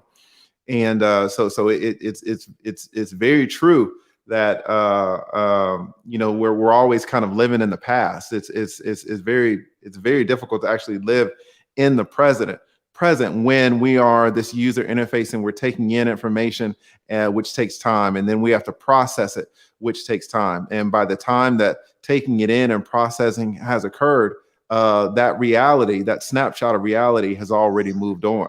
But also, there's even more problems, because once we get this information in, well, first getting it in is a problem, because we only have 5 or 6 senses. And it could very well be that, you need 30 senses or 50 senses or 100 senses to really grasp what is really going on in reality. And the fact that we only have, 4 or 5 or 6 senses, that can be a huge limitation. And then some of those senses don't even work, right? You have let's say blind people, right? And that's a problem. Now, maybe they can use, let's say, seeing eye dogs, and a seeing eye dog will give them a perception of the world. But even if they have perfect eyesight, they're still limited as they are with the seeing eye dog. I mean, we're not taking in all of reality. So to the extent that we're not taking in all of reality, we're working on a delusion from the very beginning. And then once we take in this information, it's still wrong, right? Because let's be honest, we are some pretty advanced chimps, right? It's not like we're all of these AI computers that have this vast understanding. We have been designed, everyone in the world has been designed to be functional in a very few things that was required for survival, 1 million years ago, 2 million years ago. So there's a lot that's going on that we don't understand. If I take this pen and I try to put my finger through it, it won't go through it. And maybe I'll say, oh, well, my finger won't go through it because this pen is solid and it's too hard to go through. And Richard Feynman will say, no, you have a misunderstanding of reality. The reason that you can't put your finger through the pen is because there's an electromagnetic field that's pushing your finger away from the pen, that's repelling your finger. That's why it can't go through. So we are even unable to fully understand the reality that we are processing. So we have the problem of getting the reality into our brains, so that, and there's a lot of errors that can get into our assimilation of the information. And then once we have the information, we're so limited by our brains in terms of interpreting that information that there's no way that we're going to be able to get to the real truth of any matter. Very well put. Let me ask, starting with J. Ibrahim here.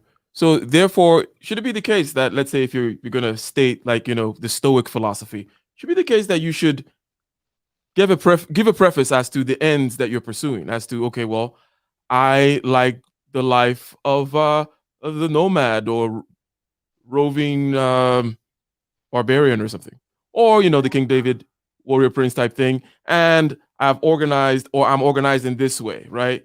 And I'm not so much in the heart realm and the caring for the people realm. I'm trying to establish order. I need to, so on and so forth. And then therefore, this is my philosophy. Or in other words, when you bring it down from that absolute truth, take it down to tentative truth. It's tentative based on the fact that you have certain goals that you're pursuing. You're a certain type. You're King David, and you're not a saint. So this is King David's righteousness. Therefore, well, start with J. Ibrahim, but does the question make sense? Well, as Dr. Tanda said, is that with anything that you do, implement something, but then be willing to go back and reassess. Everything should be subject to reassessment after a time period of implementation. So yes, If you are an African country like Rwanda and your leader is Paul Kagame, and you come from a country with history of genocide, and you are doing a great job as a president, making it one of the safest countries, one of the most growing economics in the world, people accuse you of not being democratic, yet your people just elected you over and over for more than 15 years. Keep the power if you understand what you're doing and you are not corrupted by the practice itself. The issue here is, of course, the aspect of corruption. While engaging with these truths, you might become corrupted. King David was also corrupted. He killed or sent his best friend to war to get his wife, for example. There is that aspect when you engage in certain things, you might be corrupted. So if you can find ways to prevent corruption, then it is fine. But that is why Dr. Thunder said, reassess after implementation. So you are seeing if the thing that you are seemingly wanting has become a reality, and if it is what you want or if it needs to be tweaked. This way, you can keep a check on yourself. 100%. Shout out. And Dr. Thunder, before you give your response to this, a priori declaration of your particular set of drives. And yes, and that's by the head where, that's the big head and then the little head and then the stomach and, the heart and all those things. Yeah, that's what those drives they're representing. And that's supposed to represent an arrangement of drives. But before you answer that, if you don't mind reading you are not in a position to read. I keep asking you to read. I can read. I can read it Okay. now. Yeah.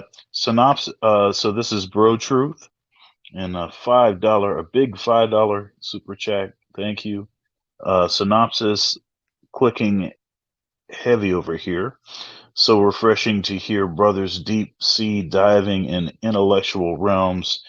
Take advantage of the crypto sale though. Hashtag ICP. 100%. So, and go ahead and give your answer or your reaction to the question on the table. Okay. So the whole assessment thing. Okay. So I don't know that I'm going to answer this question with what it is that I'm thinking of, but I'm going to go with it anyway. We're not really about answering questions. We're just about asking more questions, which is, that's what this is.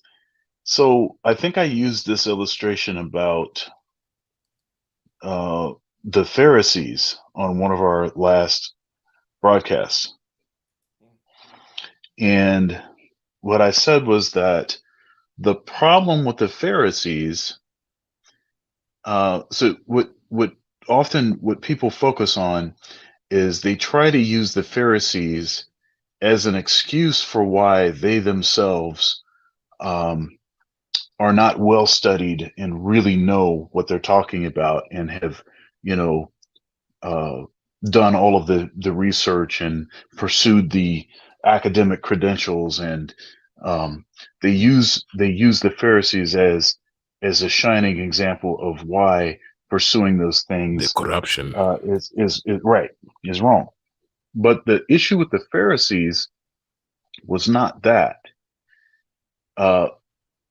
Being well studied, being pious is more pious, more zealot, or I'm sorry, more zealous, and after their faith. Those things are not in themselves. That's not bad stuff. That's actually, for the most part, that stuff is good stuff. The problem here, though, is that what the Pharisees did is they had a sort of short list of things that they did really well, not necessarily because they worked themselves up to that, but because they naturally would excel at those things. And then they judged other people based on that list of criteria. So it's an unfair judging of other folks based on a criteria that you're going to excel at. Right? So now I can look down my nose at you because you didn't have the same sort of pedigree, you didn't have the same sort of situation, the same kind of opportunities, and then therefore, of course, you're not going to produce at the same rate, right? So now I can look down at my nose, down my nose. Again, it's an issue of I think it's still this sort of issue of perception and interfacing with what is actually true and right, and then the sort of difference between righteousness versus rightness. Like I want to be right, I gotta be right. It's important that it looks like I'm doing things for the right reasons. It's important that other people look at me, with a certain sort of reference. So prioritizing that over actual righteousness. So having certain things that you're going to be apt to succeed at anyways, you're going to be a scholar of the biblical kind, you're going to be that kind of a zealot, and then that's the highest on the totem pole, and you judge everybody else There is based on something. that. It's like this. Let me say this one last thing. It's like this. A 7-foot person. It's like a 7-foot person criticizing someone that's 5 foot tall for not being able to dunk.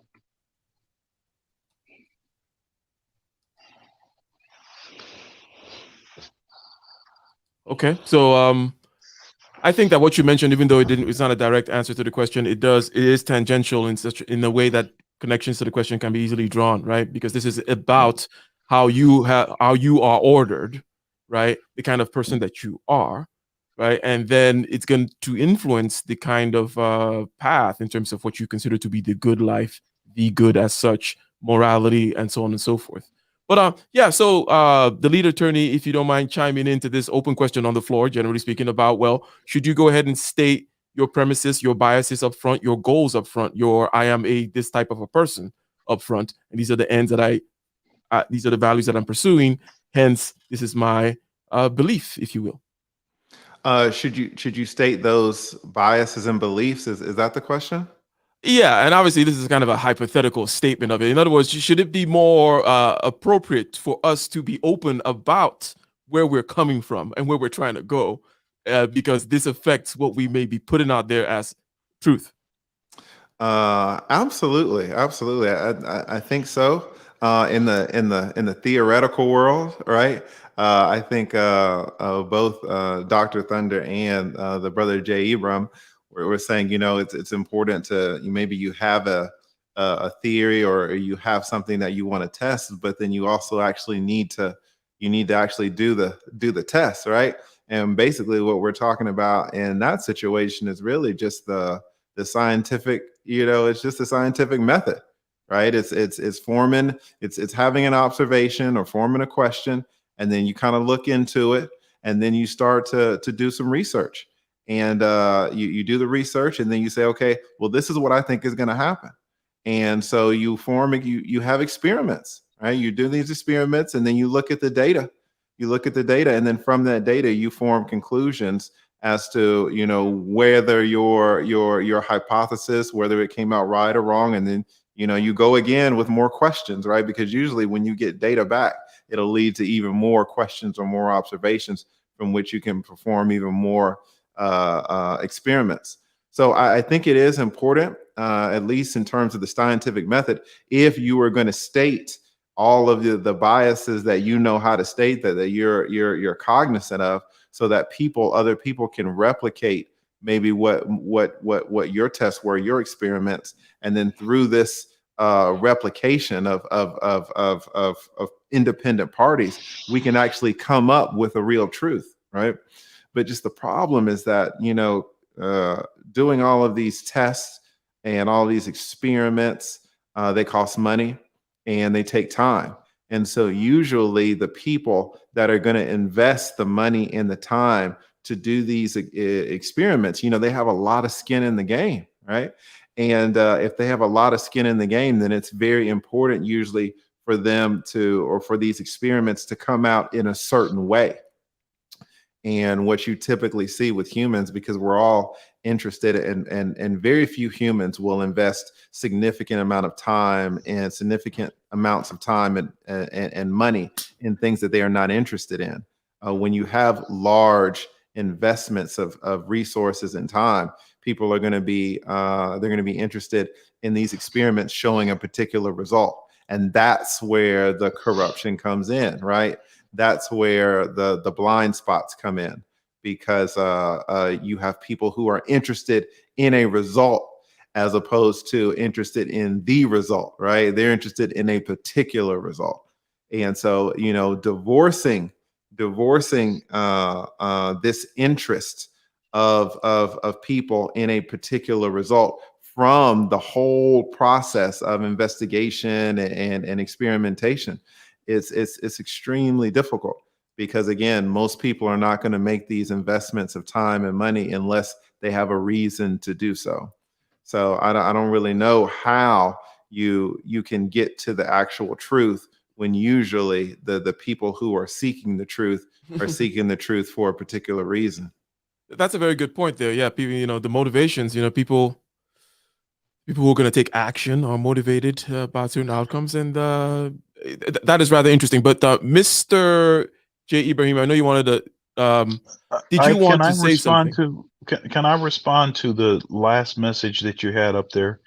Because I Okay, don't think they yeah. understood what I was saying. If you can put the last one back up there, Gotcha. I and will. then I'll read it. And If I get to the window, I believe it is the yellow one. yeah, here it is. So Yido Ru, it's not exactly that, because height is arbitrary. The Pharisees indeed have a near perfect interpretation of the law and are objectively better in that sense. The issue is they broke the law of idol. Okay, so height is not arbitrary with respect to being able to dunk a basketball. I'd say that that's a particular kind of advantage in the pedigree necessary to have a near perfect interpretation of the law. That's the sort of advantage that they sort of were predisposed to already have. The failing that they had, they made no big deal about, right? Because there's this other area that they were right in. All of us have failings. It's just a matter of what those failings are and if we can disguise them adequately. So maybe you were trying to refine what it was that I was suggesting, or to say it from a different angle, but I don't think you've actually disagreed with what it is that I was saying. J. Ibrahim, you were about to say something, I believe, while different things were going on, and then we'll go to Wallace. Well, in this case, for example, with the Pharisees, is that the Pharisees did have a near interpretation of the law. The issue is they were hypocrites. They did not follow the law the way they understood it. So this is now a theory versus practice difference. They simply did not keep the law. On some occasions, they were calling out the disciples of Christ because they were not washing their hands before eating. This was tradition. However, they themselves were breaking other laws. So it is a hypocrisy problem with the Pharisees. And this is typically the case when men or women, humans, gain knowledge or a position of power. They themselves become hypocrites of the same people they judge. The judges break more laws than the average man, but they're not subject to these laws that they're breaking because they have the power to do so. The judge's son is not going to suffer the same consequences the poor white trash son is going to suffer in general, because the moment the judge's son reaches the precept, they will call the judge and then they tell him, your son is here. And then they will have some things that will be allowed to get through a slightly lower sentence or some other things. So yes, the people with the power, the Pharisees who understand the law, and this is exactly relevant because the judge is the Pharisee, literally. That's what they were called before they were known as Pharisees. They were called the judges. So these judges have the power, and many times they become hypocritic in the way that they use the power to some extent. Generally, they keep the law, but there's some hypocrisies within their keeping the law that people can see, and that corruption, of course, with the power that they have, is what creates the dissent. In relation to what everyone else is saying, also, if we now take the how do we understand? I actually believe that Dr. Tanda and the lead attorney agree both with Nietzsche and they also agree with Kant, because Nietzsche is the one saying, well, it's a human psychology. Depending on the individual's biases, we then are more likely to support something other than something else. And our arguments are arguments of bias. But if humans, we decide to be more Platonistic, seeking the truth, the absolute truth, but also understanding not to become idol worshippers of this truth, because we need to know we cannot know absolute truth as we are, but we can get closer to it. If we seek this truth, we will overcome the issues of funding biases, for example. If we simply had this attitude of we want to know whether breast cancer is caused by this milk or not, instead of the company that's causing this milk sponsoring this research, this will generally make us learn more, expand more, and be more correct across different instances. So, Mr. Wallace, what you have to say regarding the question on the table or anything that has been said by the other panelists? It's a pleasure to be here. I hope you guys can listen to me. I basically came here to make a question that I think I am right now basically trying to represent the young folks. And as a young guy, I would like to ask you, everyone in the panel currently, how they found their balance. Basically, that a balance between not betray your own values, your own core values, and still be highly efficient, highly functional through society, through your field, through your profession. That would be basically my question. I could start if you're okay with that, Ike. Go ahead. Okay. Yeah, this is a really this seems to be like really what everything is about. This question that you're asking. Right, these core values which you believe in, and it seems to be the case that there's a lot of instances where you have to sell out in some sort of way in order to sort of fully take advantage of whatever your skill sets are, to really be rewarded by the market, so to speak.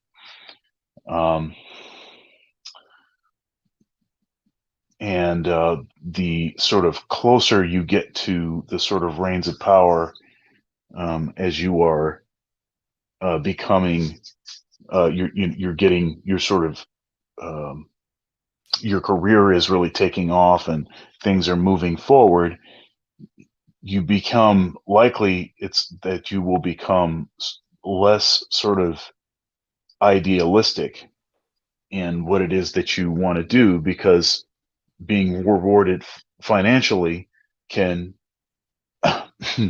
can start to become its own pursuit, and frequently people kind of lose sight of why they started doing something in the first place, and people have these sort of midlife crisis, kind of situations, and the balance word is so balance is a challenging concept for several reasons. One is because I don't know that we really actually understand what we're saying when we say balance, because it's not a sort of one size fits all sort of proposition. For me, a balance might look like something that would be totally out of balance for you. I may be able to handle certain things that you are not. I might need more rest than you need. And I may have certain tendencies that would be really activated if negative tendencies that were activated if I were in certain positions of authority that maybe you would not to the same extent, at least. Right. So we're all sort of different in kind of figuring out what's going on. I think listening to other people, um, trying to look at the lives of people that you respect and admire, asking questions, all of that kind of stuff is going to be beneficial and helpful. But the whole kind of not compromising your values, not compromising who you're trying to be as a person. I think as a man, that's one of those critical. It's a critical point, and I would argue that it's few people that are able to um, live this sort of life of meaning to where they get to the end of their life and they look back and they say, "Hey, you know, this thing really went well. I really, I don't have a lot of regrets. I don't have a lot of moments in time where, you know, I know I should have done something else, where I really disappointed a lot of people, where I was outwardly a hypocrite, where um, I was not generous, with information, and all of that kind of stuff." I don't know how directly that answered your question, but I hope that at least got a start. I'm sure the other guys on the panel, all of which are very accomplished, will be able to chime in.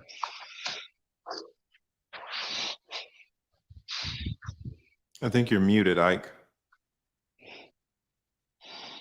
I am muted. Yeah, sorry about that. Your Mr. microphone Wallace, is disagreeing with you, Ike, before you start. any comments on what Dr. Thunder said before we go to lead attorney and then J. Ibrahim? Wallace? I think I understood his message. And I would like to hear the other Okay. opinions, by the way. So, lead attorney, balance. Yeah, can I just get a quick restatement of the question?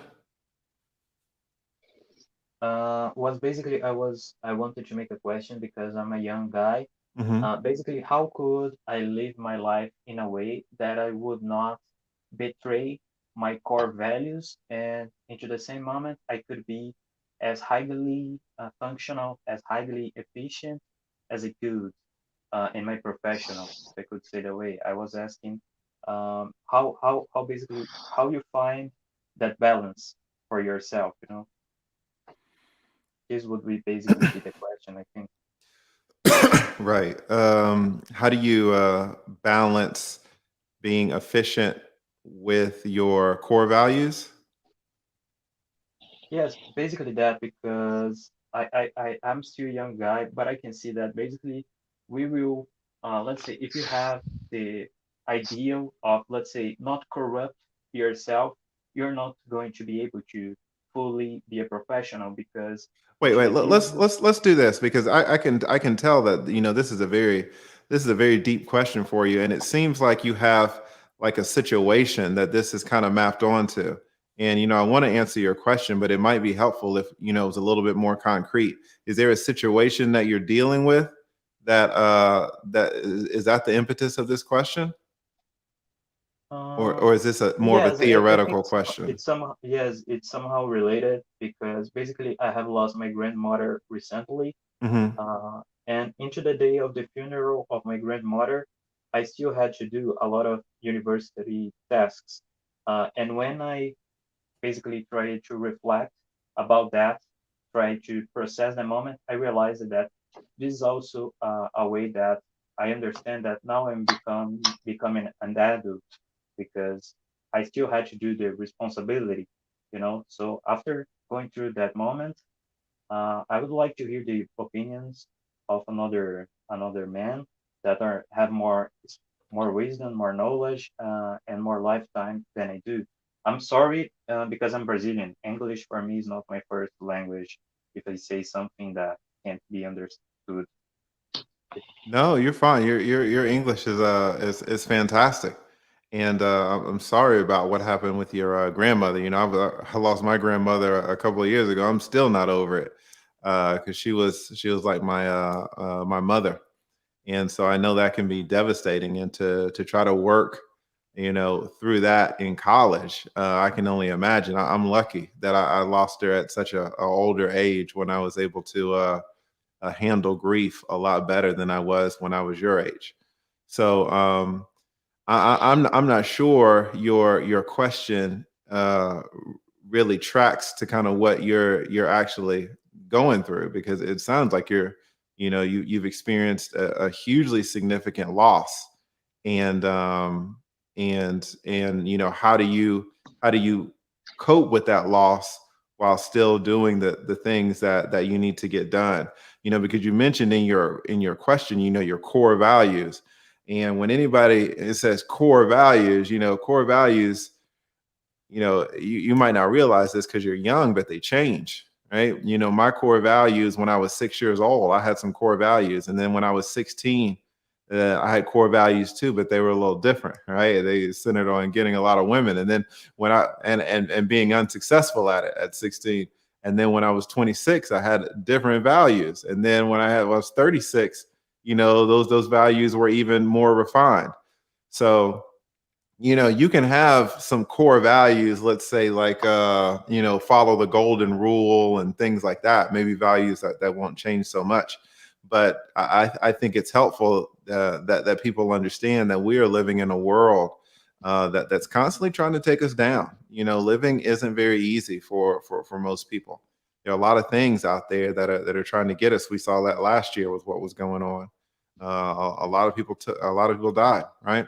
And so I think in terms of your core values, one of the things that we always need to keep in mind is that we need to be flexible, and we need to be able to adapt. That's one of the reasons why humans are so successful, because we are a creature that's able to adapt. We're able to live in Brazil in the forest. We're able to live in New York. We're able to live in the Arctic, right? We can go anywhere. And so, if we're able to adapt, then that gives us the freedom to address certain things that life thrusts upon us, like the tragic death of a loved one, right? So to go through the grieving stages, the grieving process, while trying to handle a full course load in college, that's going to be difficult no matter what, older man. No matter what we tell you, it's going to be hard. I'm sure that your grandmother would like to see you succeed in college. So she's certainly on your side and cheering you on to focus, right? And as you get older, you'll start to see, maybe older than in me, maybe you get into your 70s and 80s and you realize, man, death is just a process of what we all go through. And so we really need to kind of press forward. I know this is hard. This is something that I'm just getting in myself over the last few years. And as someone at your age, I never even would have considered it. But meditation allows you to kind of disconnect from the emotions that kind of spring forth in your own mind, that you didn't call up, like the emotions and the thoughts. They penetrated your space. They jumped in your mind.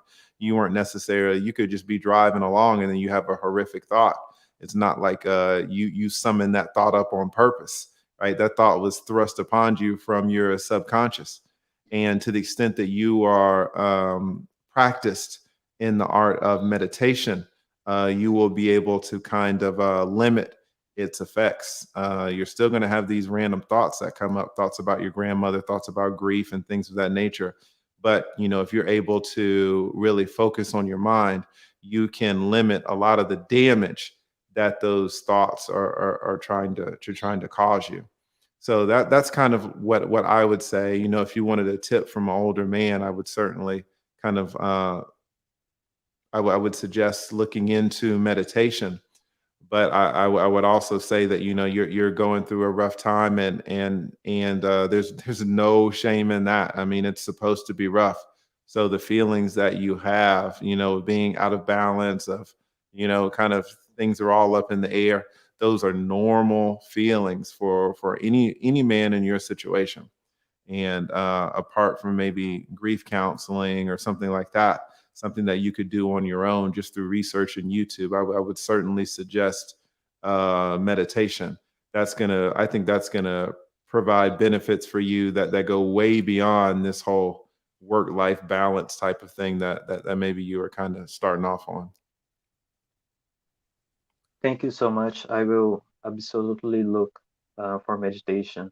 I think basically the reason that I made this question is because like this is like the first time that I'm feeling the pain, because other times before, let's say I would lose something, but I would have time to basically have the pain. But currently I'm not even being able to process that. I still have to do the task.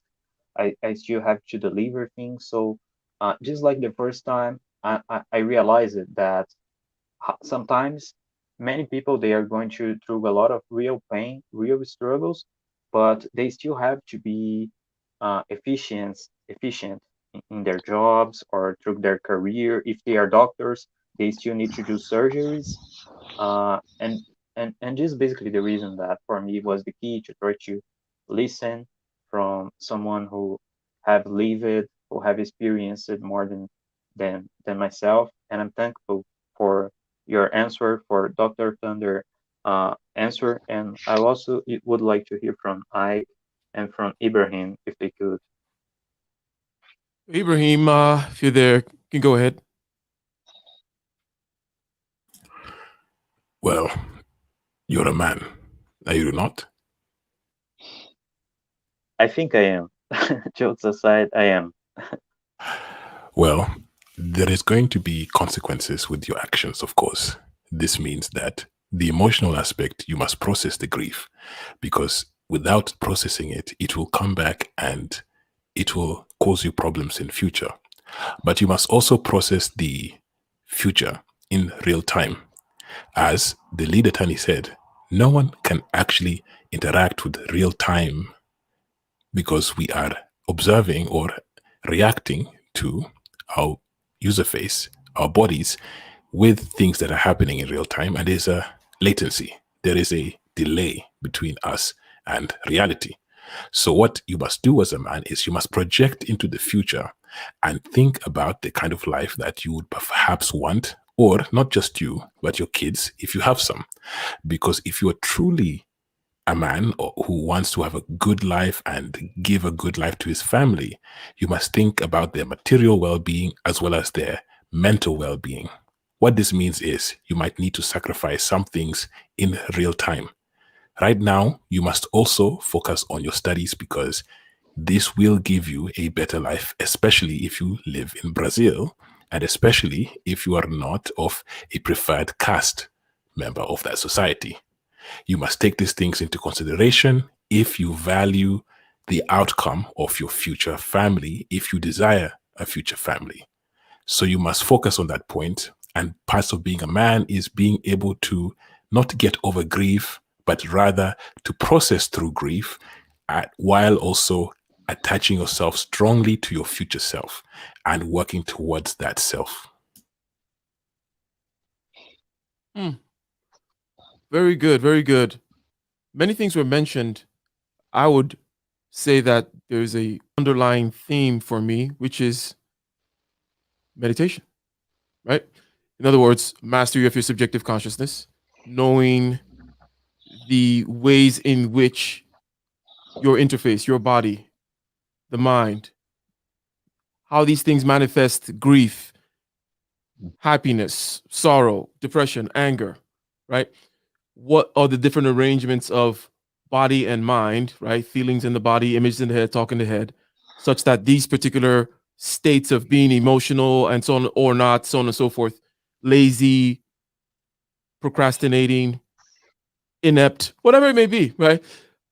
Mastering how that works is fundamental to whatever tactical decisions you're not going to use with that ability, right? Because you're going to choose at different times to do different things. And the other thing I wanted to mention here is the whole flexibility, right? I think the lead attorney mentioned that, right?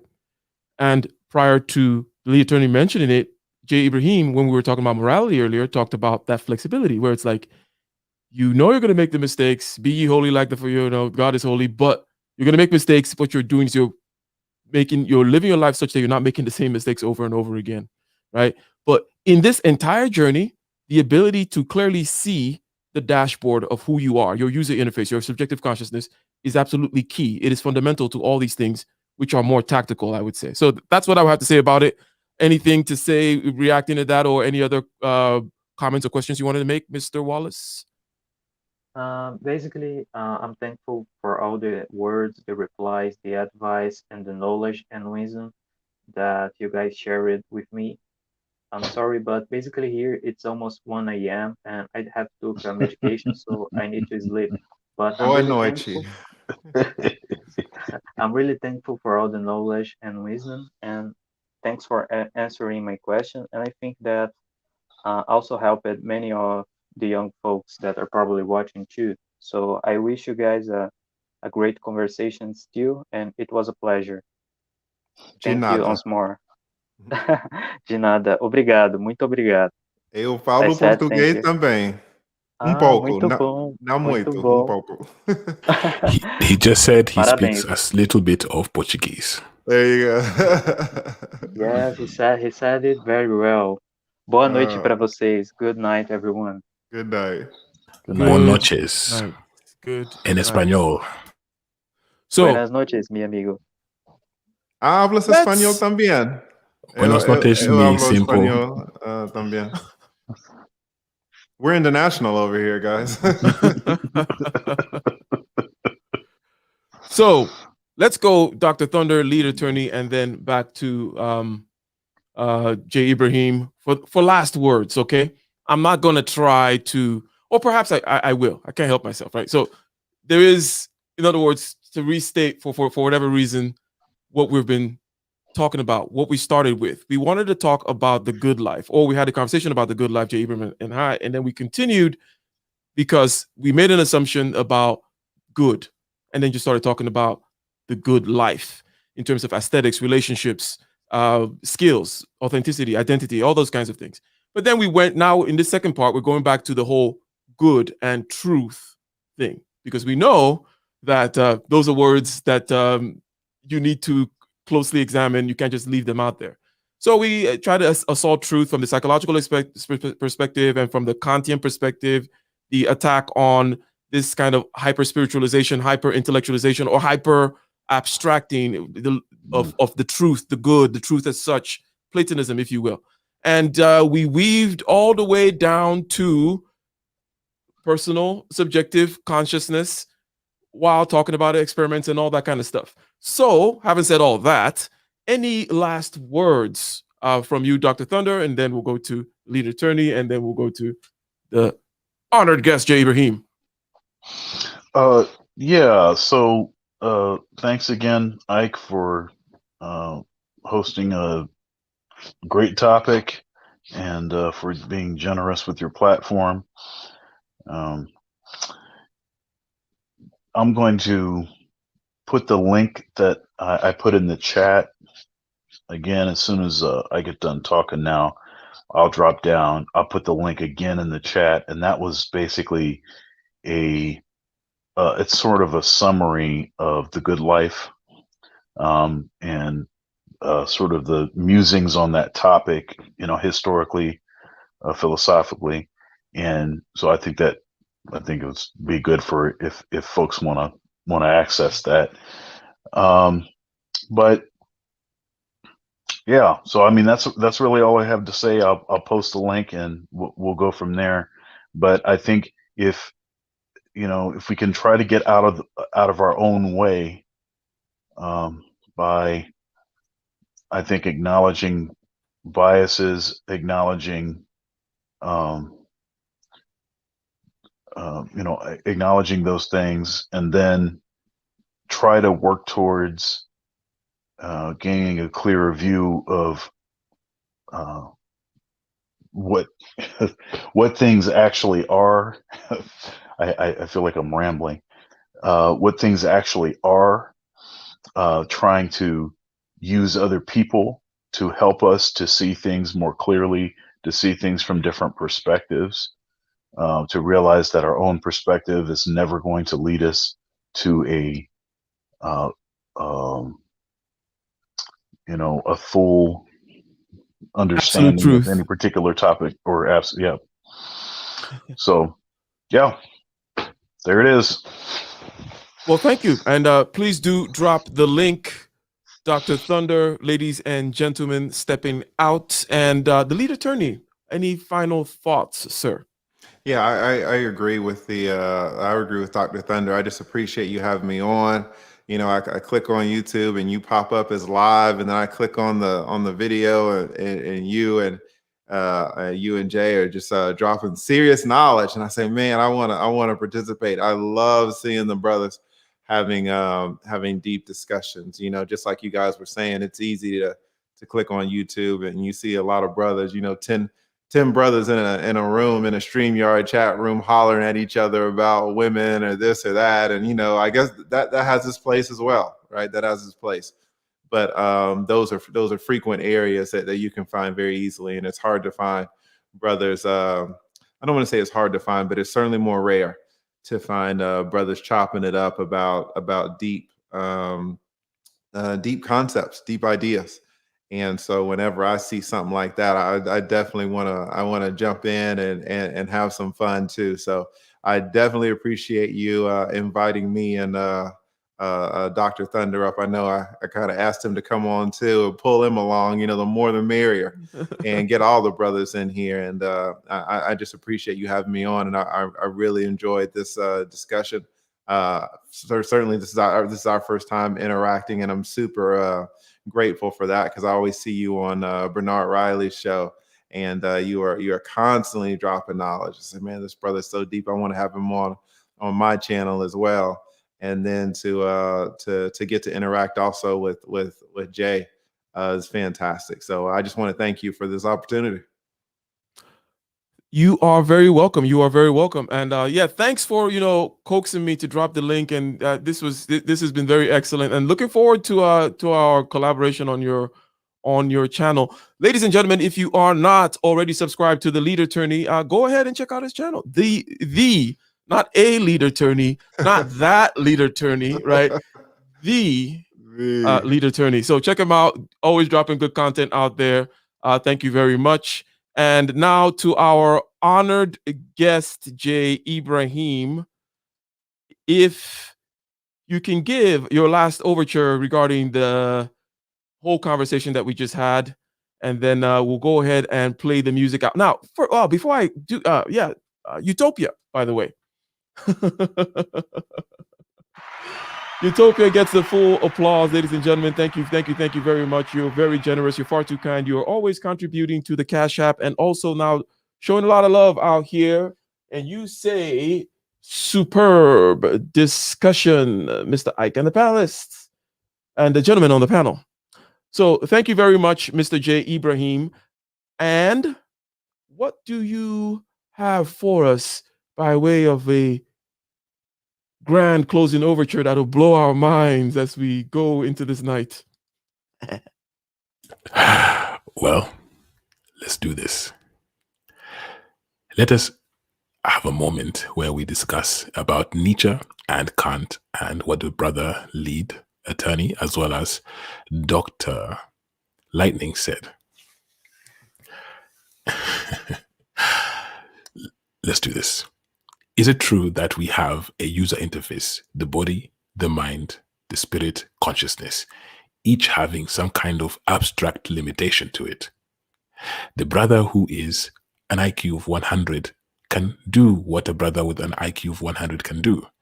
The brothers like the lead attorney and Dr. Thunder can do what Dr. Lightnings can do with their lightning IQ. So what does this actually mean? Well, there's different levels to this. Truth cannot be acquired by an individual and their individual be certain of that truth. However, truth can sequentially be gained by the interaction of many individuals with chaos, when they interact with chaos, that interaction would lead to the death of some individuals, but will lead to the survival of some individuals. And the sum, meaning the addition of these individuals with the knowledge of, for example, if a lightning bolt came and shot at people, some will die.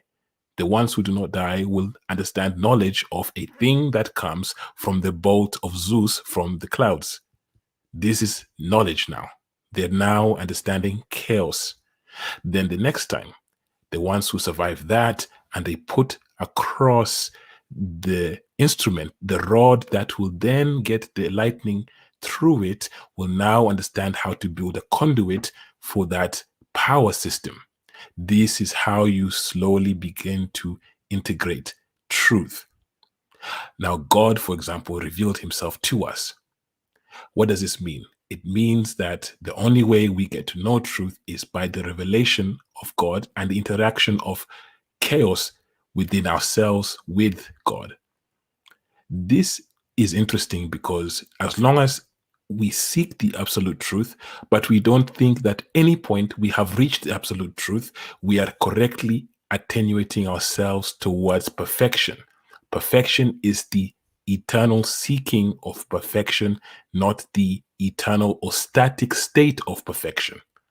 If we continue to seek this perfection, we will one day continuously correct ourselves towards the good God or perfection. Any document, any statement, any speech that ends with good, God, or perfection is indeed a masterfully put together and inspirational one, and one for the history books. I think that you did a good job. I set you up. I threw that out there. I was like, let me rattle him a little bit. Let me ask him for a grand overture. And I think you delivered. I think you delivered. Ladies and gentlemen, thank you very much for spending this evening with us. Okay. And we took a slight detour from the business and the building of the week, right? And we went past even just mastering of subjective consciousness. And we went into the, what's the name of, is it the Agora or the, regardless, we're out there in the garden having a conversation, navel gazing, if you will, and having a good time, in other words, playing, as was well established in our last stream, playing being an essential part of the good life. So, ladies and gentlemen, I would like to ask for a vote. Devil's Bane, okay? I would like to ask for a vote. The typical vote. Give me a 1 if you would like to hear Battle Within as we close this particular stream, or give me a 2 if you would like to hear Run. So, I will be showing off more of my new camera, ladies and gentlemen, by the way, over the weekend. So tomorrow, join us, same time, same channel. Okay, so far we have a tie, 2-1, Battle Within the Run, for another show, ladies and gentlemen. And Snuggles. So practitioner, which one is 2 again? 2 is for what?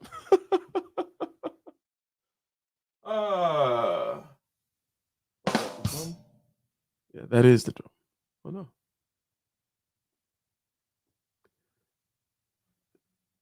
Two is for need those preachers and bandits. Okay, so since we've all been yes. So we're gonna get both of them. Okay, we're gonna get both of them because it looks very close. You know, it looks very close. All the numbers I see, because Snuggles said 3, meaning 1 and 2. So therefore, it is indeed a tie, ladies and gentlemen. We're gonna go out. We're gonna start out with the preachers and bandits. Crashing on the shore, relentless in the war, the legions in our hearts, shed waters in our pores, the spirit and the flesh, the emotions that arrest, the cerebral will contest, propelling the unrest.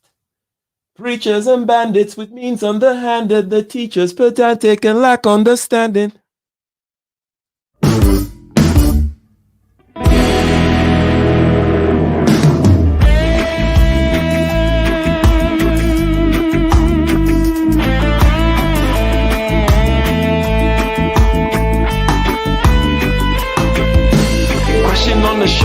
relentless in the war. The legions in our hearts, shed waters in our balls. The spirit and the flesh, the emotions that arrest. The cerebral will contest, propelling the unrest. Preachers and bandits with means underhanded. The teachers pedantic and lack understanding. So sweep out the sand with the broom in your hand. Stand up, make we burn Babylon. Guess I can give the world to you, the world to you. But the falling of the curtain is for certain. Be careful where you're lurking, demons searching. The spirit and the women fight the battle within. Cause I can give the world to you, the world to you. But the falling of the curtain is for certain. Be careful where you're lurking, demons searching. The spirit and the women fight the battle within.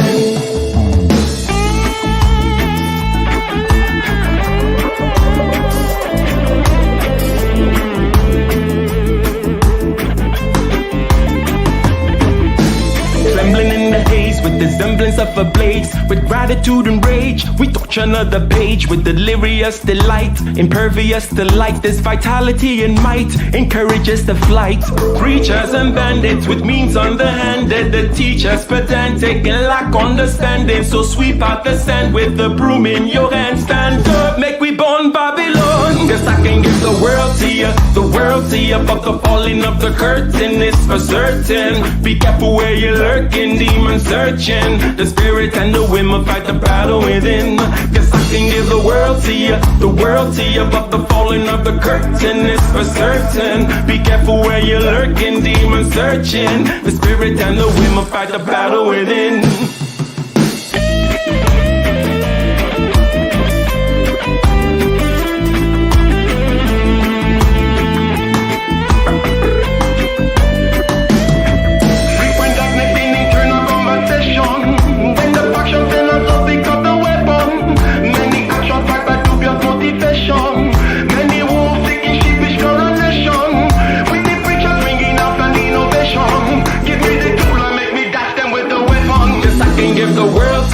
The world to you, but the falling of the curtain is for certain. Be careful where you're lurking, demons searching. The spirit and the women fight the battle within.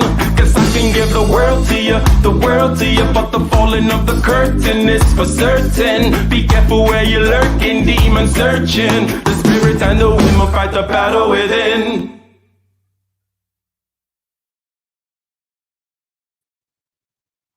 Hey. And next we're going to play Run. Yeah, because we promised we're going to play the 2. Because we abruptly show up here. And while I set it up, in the den of iniquity, vicinity no pretty, calamity if it hit we any moment, what a pity. Tomorrow never certain. What was behind the curtain? The face of evil smoker with the shitty eyes of curtain. It's not a steady bubble. Could either pop or topple. Many will fall and stumble. Let the dozers gather bubble. Know what I'm saying? Run, run, come, make we get it. Because the peace that is bestowed upon the meek is overrated. So run, come, make we get it. Calling all your daughters and your sons, we can't forget it.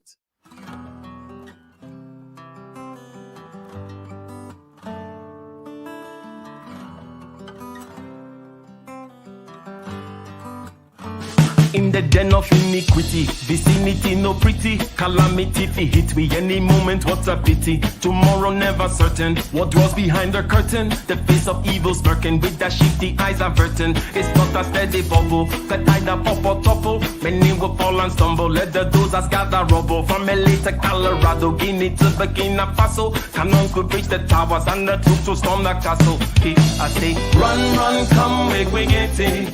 Because the peace that is bestowed upon the meek is overrated. So run, run, come, make we get it. Calling all your daughters and your sons, we can't forget it. I say, run, run, come, make we get it. Because the peace that is bestowed upon the meek is overrated. Lord, run, run, come, make we get it. Calling all your daughters and your sons, we can't forget it. With the rubble steady rising and hearts are compromising. Conditions here are stifling, making evil appetizing. The fists are steady forming and countenance is falling. Defenses are withdrawing, possibilities are falling. In these your circumstances, evil will make advances. Pick up your sword and lances and be sure to take your stances. Victory is never promised, the battle is upon us. Gather the brave and honest and the righteous in your corners. Go. Run, run, run, make we get it. Because the peace that is bestowed upon the meek is overrated. So run, run, come, make we get it. Calling out your daughters and your sons, we can't forget it. I say, run, come, make we get it. Because the peace that is bestowed upon the meek is overrated, Lord. Run, come, make we get it. Calling out your tatas and your sons, we can't forget it.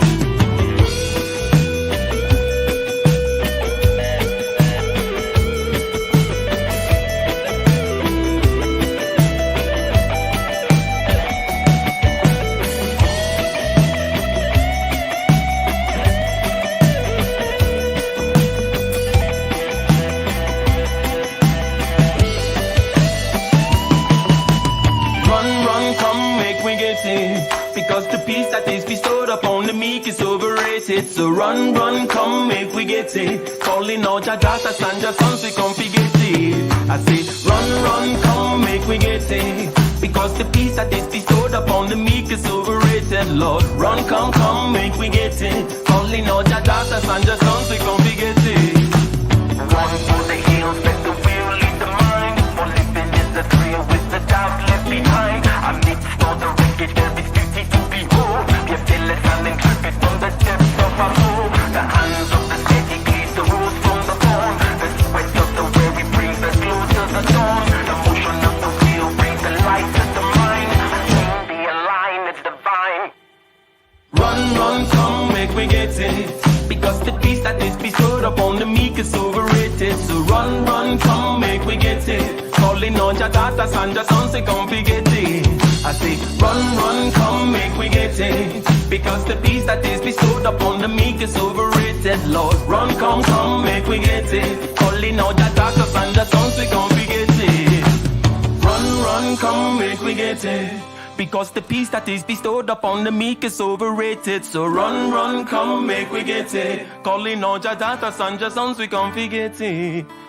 Run, come, make we get it. Because the peace that is bestowed upon the meek is overrated, Lord. Run, come, make we get it. Calling all your daughters.